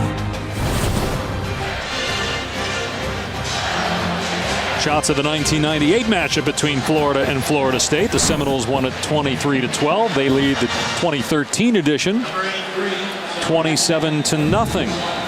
Florida went into Tallahassee and beat the Seminoles last year. Florida State and Florida both played in a BCS game last year. Seminoles hoping to play the BCS National Championship, while Florida will be out of a bowl game for the first time since 1990. Here's Hargraves on the return for Florida, and he will not make it to the 20. Well, Mark Schlabach has been covering the ongoing investigation into a sexual assault complaint that involves Jameis Winston. Let's get the latest from Mark down on the field. Yeah, guys, the case sits in the hands of Willie Meggs, the state attorney for the 2nd Judicial Circuit over in Tallahassee. He told me earlier this week that it could be this week or next week before his office decides whether it has sufficient evidence to charge Jameis Winston with a crime. The date keeps getting pushed back in terms of a resolution. Meggs told me the biggest thing right now is his office has a heavy caseload. One of his top assistants is actually set to try a capital murder case this coming week. Tim Jansen, Jameis Winston's attorney, met with Meggs a couple of days ago, tried to see if there was anything they could do to expedite the case. But at this point, it's just up to Meggs to come to a conclusion with this case. All right, Mark Fullwood with a catch, might have lost a yard there. And again, no charges filed. Obviously, the status is unchanged for Jameis Winston. And really, the question now is, from a football standpoint, if you have a Heisman vote, it's likely, based on what Mark just told you, that we're not going to know anything new before December 9th at 5 Eastern when Heisman votes have to be in. So does it impact how you vote? The unknown. If there's a charge, if there's not a charge. Well, I think if you're a Heisman voter, it's so subjective. Everybody has their different opinions in the way that they vote. As you see that run by Mac Brown, everybody has a different way of voting, and I think it will affect some voters. But if you were to say to a voter, if you just took what happened on the field, I don't think there's anybody in America that can argue that Jameis Winston has had the most outstanding season by a player in college football this year. So based upon that, which we can't deal in innuendo and what may or may not have happened, based on that, I would say he is the overwhelming favorite to win the award. So even if there's a percentage of voters who decide not to, he may have enough first place votes to win it anyway. Yeah, absolutely. 3rd down and 10. Morningwig in trouble. Gets absolutely hammered, but dumps it off on the screen to Mac Brown. And it's a first down to the 37-yard line. Gain of close to 20. One of the biggest offensive plays for Florida since that 50-yard run by Trey Burton in the opening quarter. And give Skyler Morningweg credit. He's been battered and bruised in this game. You're going to see the pressure come. He knows he's got the middle screen set up. He's got to take a big hit from Brooks. And he gets that ball out. Mac Brown makes a nice play. The 4th quarter of this game, if I am Will Muschamp, I will be evaluating this quarter in the offseason, maybe more so than any other quarter of football in the 2013 season, to see who wants to fight when the chips are down. Mac Brown gets to the 40-yard line, so about 3 there, brought down by Mario Edwards. And Coach Muschamp has been quoted as talking about those players that want to give supreme effort and energy are the ones that need to sign up to come back next year. If you don't want to do that, then there's no business being back in the Florida football team. And that's why I believe he'll look at this quarter to start to think about next year. Who can I build the future around? And it's got to start with the effort that you're going to give the remainder of this game.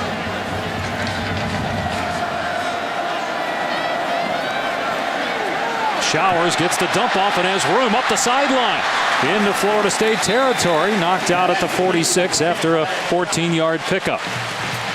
Fellas, the most important thing about effort is that it's a reflection of pride, and it takes absolutely no talent to exert it. And I think when you talk about evaluating these players, keep in mind this is going to be right now a Florida 2-deep team on offense and defense that only loses 8 seniors off of the entire 2-deep offensively and defensively. Every facet is being scrutinized, but effort has got to be the signature emblem of this team right now.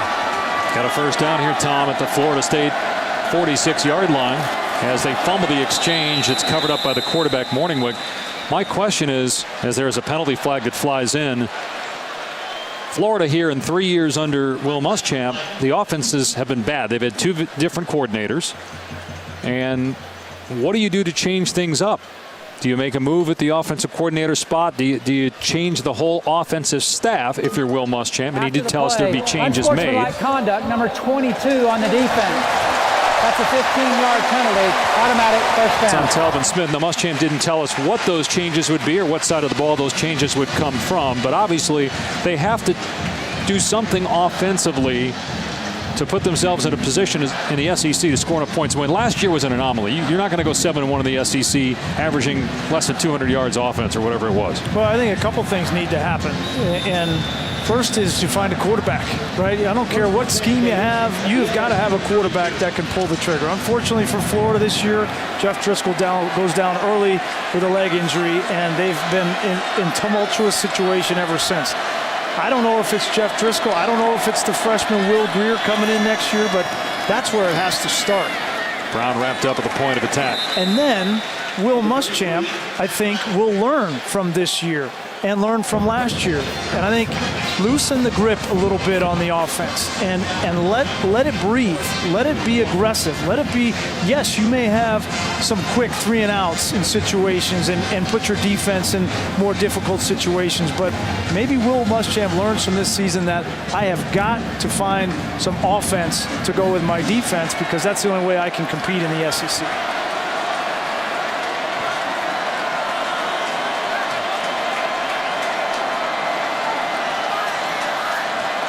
And movement by several Gators. LaTroy Pittman was the first man to jump in the slot. Before the play, false start on the offense. Number 76, 5-yard penalty, second down. But ultimately, this is a performance business, and Brent Pease may end up being the scapegoat. In fact, probably the likelihood is that will happen. But it's not all his fault. Right, you can't put all this on Brent Pease. Certainly, they could have been more innovative. They could have done more.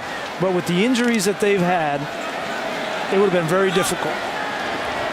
The quarterback, Jeff Driscoll, may be better suited for an offense like they ran whenever Meyer was here, as Brown is stacked up at the 30-yard line, so he gets about 6 yards. And that has to be something that goes into the thinking for Muschamp. Do I want to get an offensive coordinator who's going to play to the strength of our quarterback, if it is indeed Driscoll next year?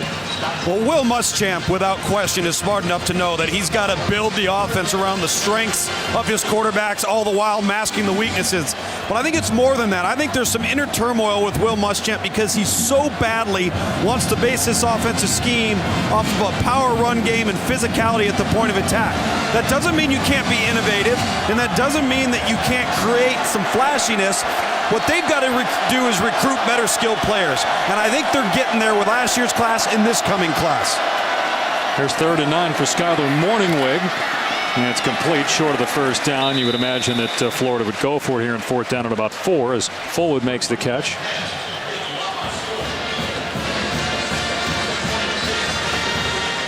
I think what Tom was saying there is you got to get those recruits like Ahmad Fullwood just made that catch, who's a big 6'5", 196-pound true freshman that they're really excited about. But if I'm a receiver going to Florida and I see Will Muschamp's a coach, I'm going to have a hard time going to an offense like this. Going forward here on 4th down and 3 with the play clock at 4. Morningwig throws, and it's caught. There's a penalty flag down at the line of scrimmage. LaTroy Pittman, only 1 catch on the season coming into this game, able to secure the ball. Let's see what the penalty flag is for. The Florida State coaches were jumping up and down on the far sideline. Illegal formation on the offense. More than 4 in the backfield. That's a 5-yard penalty from the previous spot. Repeat, 4th down. Can't have 5 guys in the backfield. This guy right here, I think it's Dunbar at the top of the screen, has to be on the ball, and they judge that he was off the line of scrimmage there, which allows 5 guys in the backfield, which is a penalty. So now it's 4th down and 8, but down 27-0. Florida has to go for it.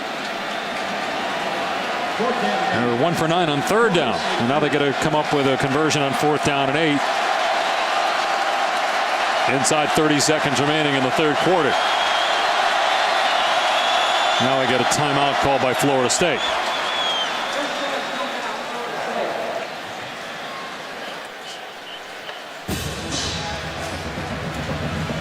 Fourth down and 8 for Florida when we come back. At WatchESPN.com or download the Watch ESPN app to watch ESPN live anytime, anywhere. Brought to you by Vizio. Dave Pasch, Brian Gracie, Tom Luganville in Gainesville, Florida, trying to end a 6-game losing streak. Florida State trying to march on towards the BCS National Championship. And the Seminoles will play in the ACC title game next week. And if they win today, win that game, they'll be in the BCS National Championship game in Pasadena. Duke was leading North Carolina. If the Blue Devils win, then they'll be the opponent for the Seminoles next week in the ACC title game. On 4th down and 8, Morningwood throws complete for a first down inside the 20-yard line to LaTroy Pittman. Looking for people that are going to make plays, continue to compete. And LaTroy Pittman matched up against LaMarcus Joyner, one of the better cover corners in college football. Great route by Pittman, and Skylar Morningwig stands in there under pressure. Mario Edwards coming in and makes the throw for a big 4th down conversion. And that's the end of 3 quarters. Florida State 1 quarter away from improving to 12-0 for the first time since the 1999 National Championship season.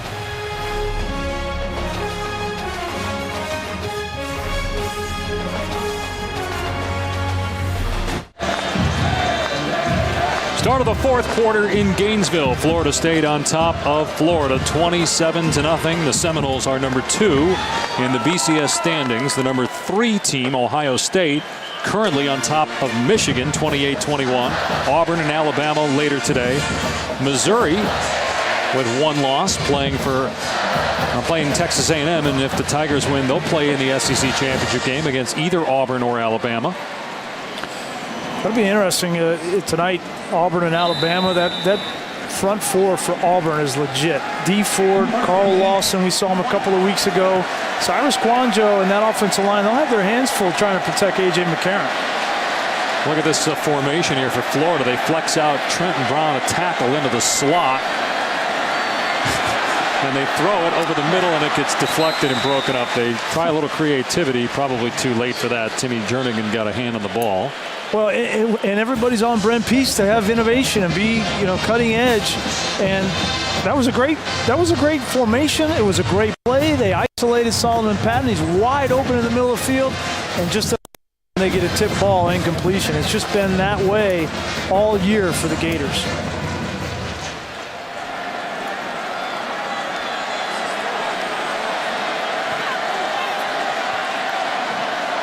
Another interesting formation here.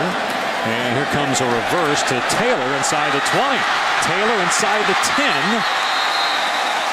And they're going to say that he stepped out around the 7.5-yard line. 1st and goal for Florida. Great misdirection. You snap the ball a little bit high again from Harrison. You get 2 lead blockers with Joyer and Morningweg. If I'm Taylor, I'm going to follow Joyer, not the quarterback. Yeah. One guy's 240, the other guy's about 204. But this is a guy in Kelvin Taylor that you can build around, right? You can build around some of these younger wide receivers. Ahmad Fullwood. We just saw LaTroy Pittman make a nice play. They've got to find some players up front on the offensive line, and then that quarterback. And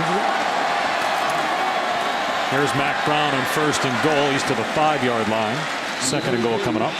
And I don't know that you're going to go out there and find another offensive coordinator, but he's still going to have the same pieces. And so it's going to be an interesting offseason in what Will Muschamp decides to do, not only from the decision on who to hire, but how much control does he give him. I think all the talk here, and it's been rough from what we're told in terms of just the fan backlash directed at Will Muschamp for the season. I mean, to think the guy won 11-2, went to the Sugar Bowl last year, 7-1 in the SEC. As Morningwood throws, it's caught, it's a touchdown. Pulled in by Hunter Joyer, and the Gators are on the board.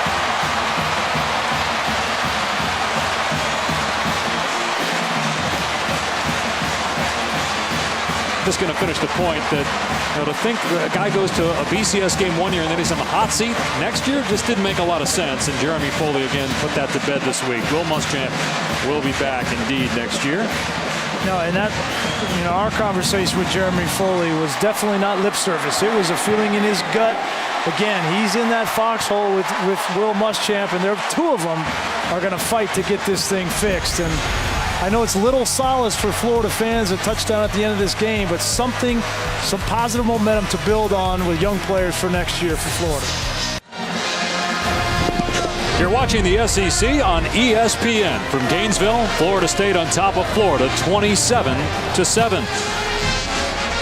And coming up tonight on ESPN, more SEC action. Missouri with a win will be in the SEC championship game. Johnny Manziel, A&M in Columbia for that game, and then on ABC at 8, it's UCLA and USC. I'm taking Missouri. Every week we've been waiting for them, right? Are they going to lose on the road to Ole Miss? They're going to lose to so-and-so. Texas A&M obviously brings in a great challenge. That defense for Missouri, I think, contains Johnny Manziel. And they get a win, James Franklin back, and I couldn't wait to see whether it's Auburn or Alabama in the SEC championship. I think they're going to be given a good game by Missouri. Kickoff by Florida stays inbounds, and Florida State will have possession around the 20. Let's check in with Reese Davis. Still unsure who Florida State will play next week in the ACC championship game. Duke up 24-15 late in the third. Marquise Williams to Quinshad Davis. 2-point game, but guess who leads the nation in fourth quarter scoring margin? The Duke Blue Devils, and they're up 2. Well, that staff has done such a good job there at Duke to get them relevant. North Carolina's come on, too, of late. Larry Fedora and their staff. Think of the recruiting now for Duke and David Cutcliffe. Well, such a great school. Could they become trying to use that Stanford model? James Wilder bouncing off tacklers at 230 pounds. And he's out to the 44 for about 23 yards. Jimbo Fisher's 42-10 coming into this game in his 4 years at Florida State. And of the storied programs, seems like Florida State above Miami and Notre Dame is back with staying power. Notre Dame, Brian Kelly's done a great job there. They got to the national title game, but clearly not in the class of Alabama. Jimbo Fisher has gotten Florida State to a place where it seems like for years now they're going to be able to compete for national titles as Wilder is stopped at the line of scrimmage. Would you agree with that, Brian? Absolutely. I think, Jimbo Fisher, going back, he took the best of what he learned from Bobby Bowden and Nick Saban, right? And Bobby Bowden was about relationships with his players and with his administration, the fan base. Nick Saban was about building the infrastructure of the program. And I think that Jimbo Fisher has taken both of those guys and brought that mixture to Florida State. It's unlike any other coach that exists right now in college football, in my opinion, and he's got to be in the conversation for Coach of the Year. Here's Winston on the rollout, and how about that throw? Now the ball comes out after they roll incomplete as Benjamin just dropped it. That's the third drop by Kelvin Benjamin, but my goodness, what a throw rolling left by Jameis Winston. Look at this thing on a rope. That's not easy to do over a linebacker there, and Kelvin Benjamin just turns his head and tries to run upfield a little bit. But Kelvin Benjamin, if he can iron out the issues of consistency in catching the football, he could be one of the better wide receivers in all of college football. 3 drops, yet he has 176 receiving yards and 2 touchdowns today. Could have about 300 yards receiving. Winston going to him again, and another perfect throw. Wow. And Vernon Hargraves, the corner, just puts his hands out, says, I can't be in better position. Look where he is. He's right there. And that ball, again, as you mentioned, perfectly thrown, and it just continues to impress. And I think it's important to make the point, too, about this Florida State team. Offensively, what Jimbo Fisher has done, they came into this year 6 new assistant coaches in the offseason. They lost players on the defensive side. Carradine, Bjorn Warner, Xavier Rose, all kinds of players. And it wasn't like Alabama just coming in and we're going to reload. There was question marks about this team and the job that they have done. E.J. Manuel, first-round pick. You have a new quarterback who had to win the job. Right. Jimbo Fisher has done nothing but impress with the way he's handled that whole situation. Late flags come in here. I think the other thing, too, is it proves that you can call plays and still be the head coach. He's shown, now they haven't had situations where they really had to manage the clock late in games because they've been blowing everybody out, but getting a little chippy here late, and Cameron Irving got mixed up with one of the Florida Gators. Now, we obviously already saw one embarrassing moment in rivalry game at the fight in the Michigan-Ohio State game, and the officials trying to do their part to keep that from happening here. After the play, unsportsmanlike conduct, number 75 on the offense. That's a 15-yard penalty. The down counts, second down.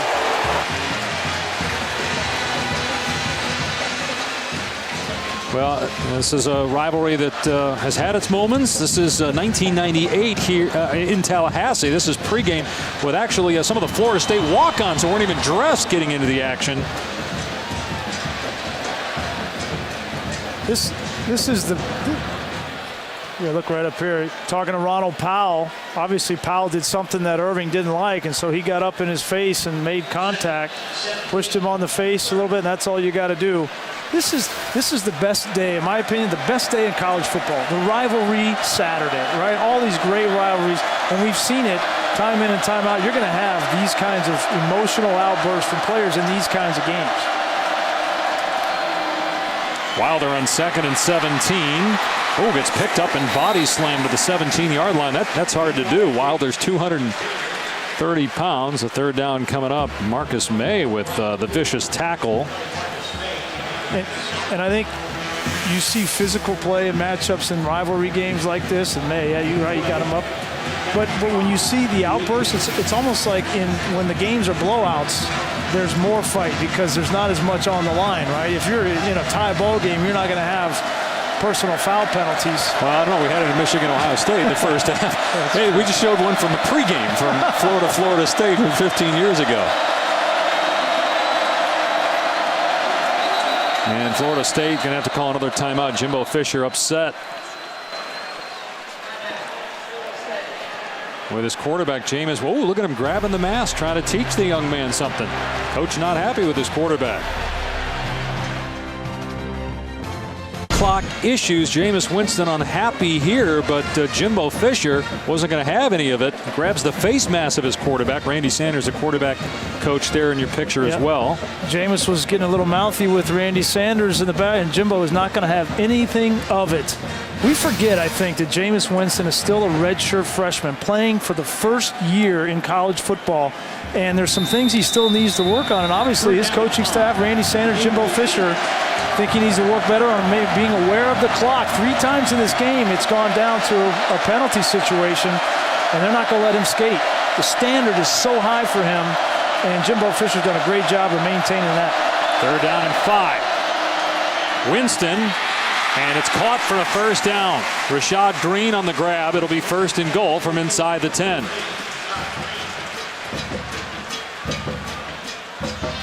Look at Jameis Winston talking to his offensive line. It's Trey Jackson there.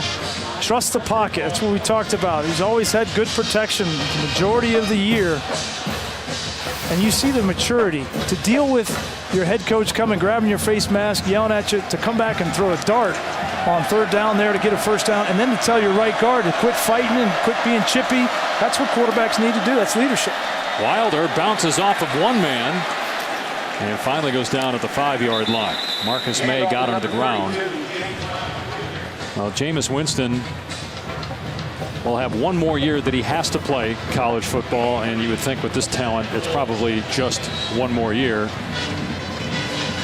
And with this ability, and there's a penalty flag down, late flag again. First down. Didn't see the flag was on the near side, and Florida State didn't even see it either. Well, illegal shift is the call.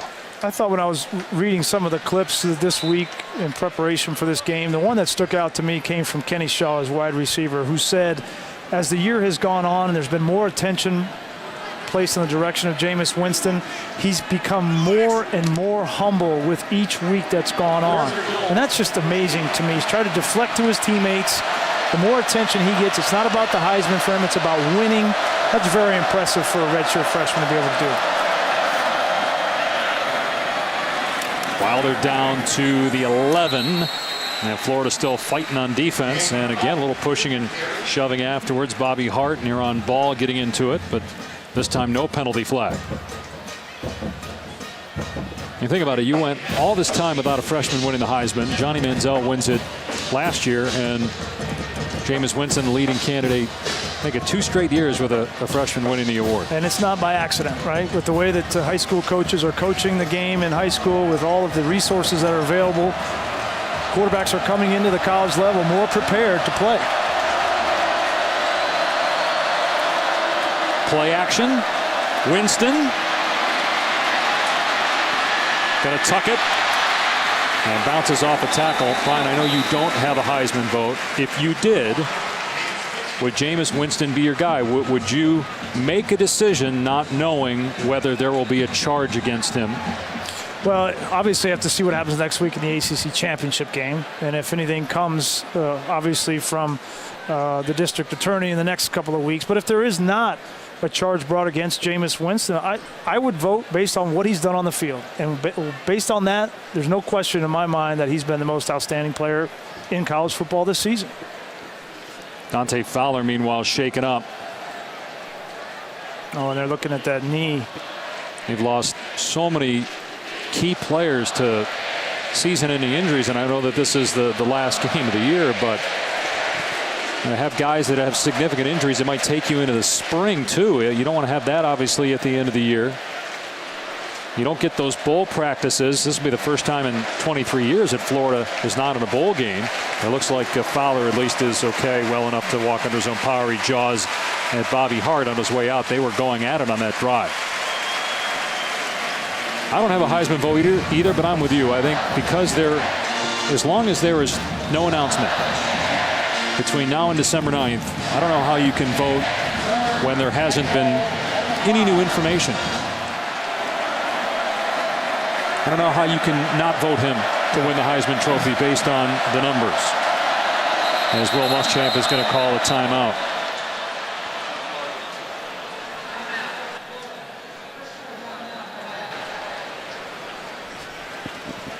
Now the other thing too with Florida State, winning this game obviously next week against Duke or Virginia Tech, whoever it is in the ACC title game, they win that game. And you're a voter trying to pick the top 2 teams for the BCS championship. If you don't know the status of Jameis Winston, it's the same thing, right? You got to vote them in the top 2. No, there's no question that the 2 best teams on the field in college football so far have been Florida State and Alabama. And based on what Alabama does this week today against Auburn, we're going to see, in the SEC championship. Don't rule out Missouri either. Once they get to the SEC championship, we could be talking about Auburn against Missouri, Alabama against Missouri, and the winner of that game really could play the Florida State Seminoles if they get past the ACC championship. Ohio State playing Michigan today. The Buckeyes still have Michigan State. Obviously, they're still alive if Florida State should lose next week or if Alabama loses to Auburn. Winston on 3rd down and goal, and Benjamin makes the catch, his 3rd touchdown.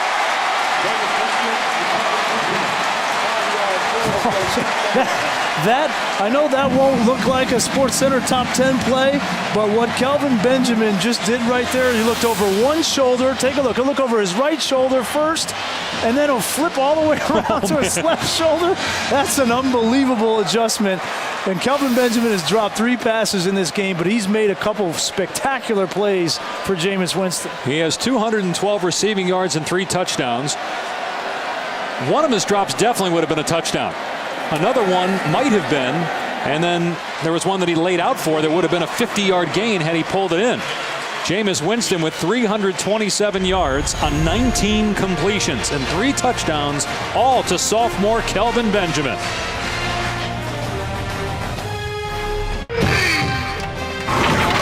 ESPN College Football is presented by Cars.com.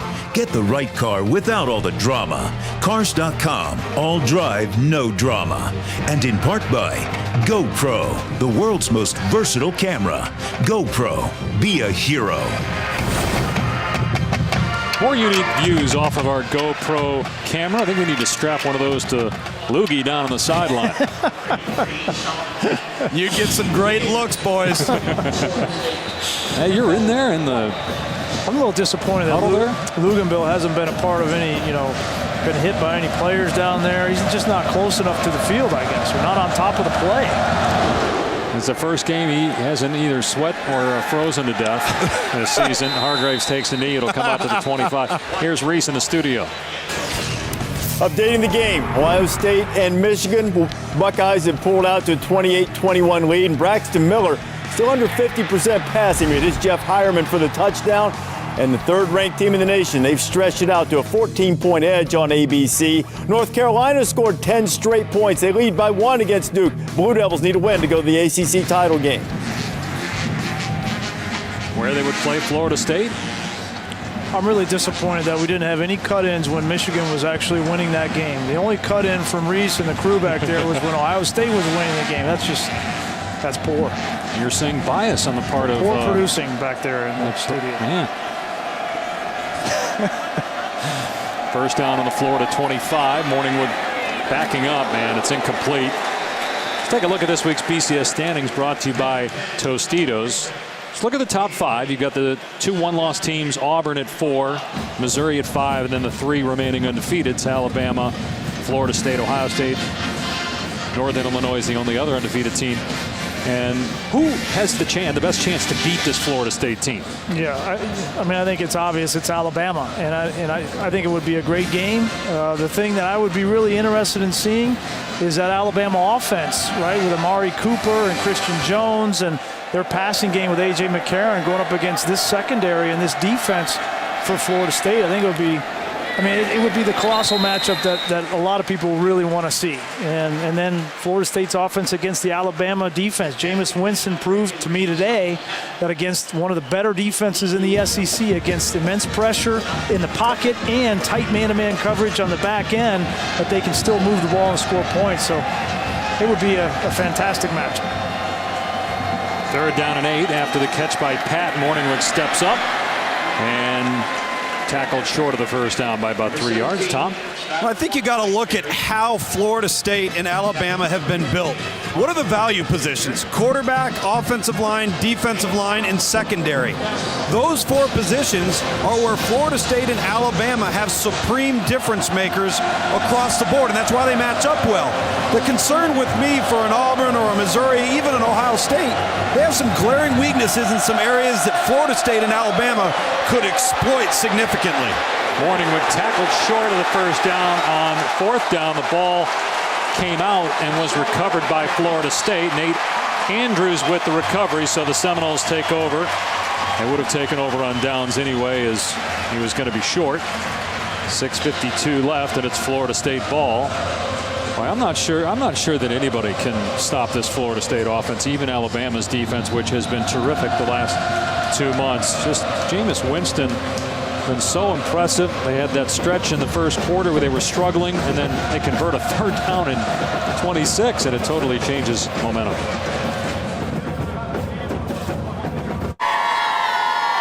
ESPN College Football presented by Cars.com. 34-7 Florida State as we watch a 6'4", 230-pound quarterback here. On Monday night, we'll watch 2 guys who aren't 6'4", 230, but are 2 in the best in the biz. Russell Wilson, Drew Brees, Saints, Seahawks. Monday night countdown at 6:30.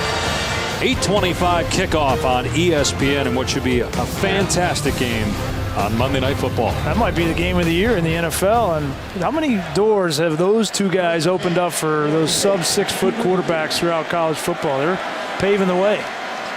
All of our ESPN employees that are from Boston just got upset with you. You didn't pay attention to the Patriots-Broncos game on Sunday, saying that this coming Monday's game could be the best in the NFL as Wilder is inside the 30-yard line. That was the biggest collapse.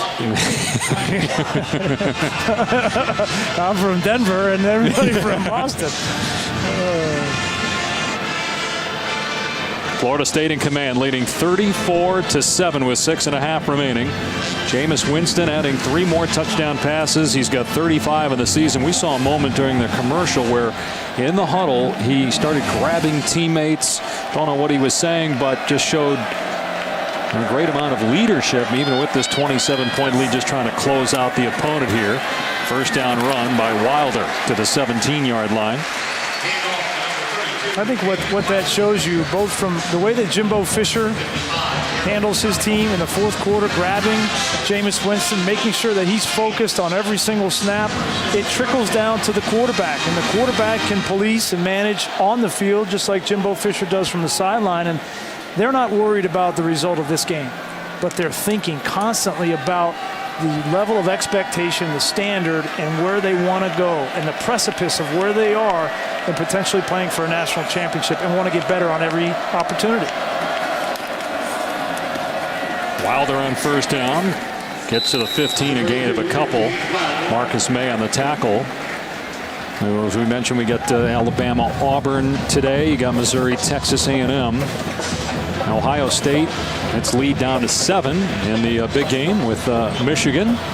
Still about 10 minutes left in that ball game. UCLA, USC tonight on ABC. What was your record against Ohio State when you were in Michigan? It's pretty good. It's pretty good. Well, what was it? You know, so just say it. Well, it was 3-0. What's it like to play in the biggest game of the year when it's against your chief rival as Florida State runs and Wilder falls down? You know, it's rivalry games in college football is as good as it gets on any level. And you know, I played in some rivalry games in the National Football League, Denver and Oakland and Chicago and Green Bay. And you know, I always look back at the Michigan-Ohio State game that I played in, my rivalry game, with the fondest memories.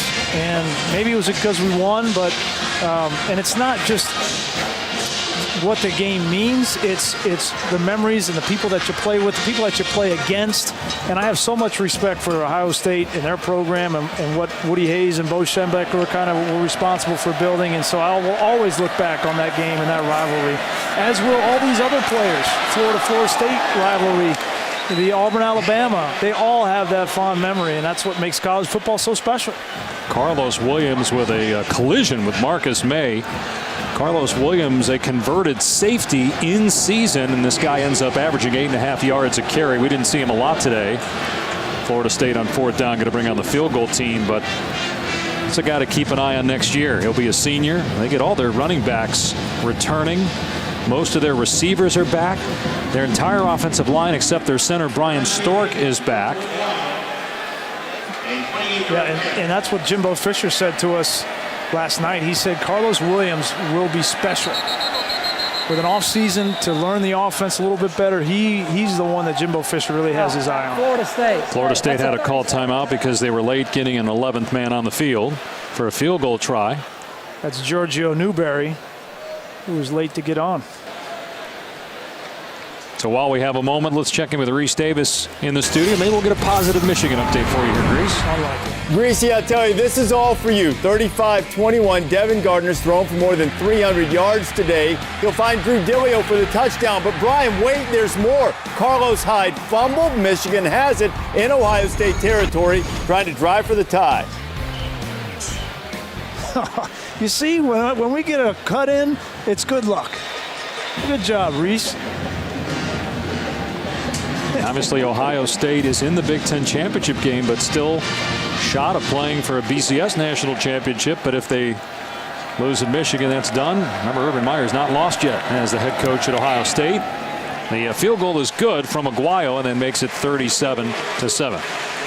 We've been fortunate all year to have our sideline analyst with us, the national recruiting director for ESPN.com. Wow. Especially over the last 6 weeks with these blowout games, we can get Lugie in here to very official national director. Yep, and tell us about recruiting. So, Tom, take it away. I think from Florida, guys, obviously it's been a tumultuous year. But from a recruiting standpoint, this is a 10th ranked class right now. They don't have a lot of numbers because, as we've referenced early, the bulk of this roster is coming back. But where they have made some inroads is continuing to address the needs that they have for offensive skill position players. And I think the two things that are important to note here is, despite the down year, you haven't seen guys jumping out of the third floor of a burning building. They haven't just been scattering to separate themselves from this program. That's number one, and it's important because it shows what Will Muschamp in this program is and how they're perceived. Secondly, though, with the new NCAA recruiting rules, where the extended dead period goes another 2 weeks into January after the last 2 weeks of December, that really limits Florida's ability to close, because essentially they're going to have the first 2 weeks in December and the last 2 weeks of January leading to signing day to close out on this class. So it doesn't give you a lot of time to get the kids in on official visits. So I think things are still positive, but how they close will be a reflection of just how big of a mark this season is. That's part of the reason Jeremy Foley told us this week that he believes in Will Muschamp, because of the recruiting that he and his staff have done. Touchback, it'll come out to the 25. Get close to all the action wherever you are with the new SportsCenter app. Blazing fast scores, the hottest news and highlights, analysis, and access to your favorite SportsCenter talent 24/7 via Twitter. You can download the new SportsCenter app by calling *SC from your phone. I think Will Muschamp is an outstanding football coach, defensive coordinator. He's one of the best in the business, and I think that's what Jeremy Foley really sees in him.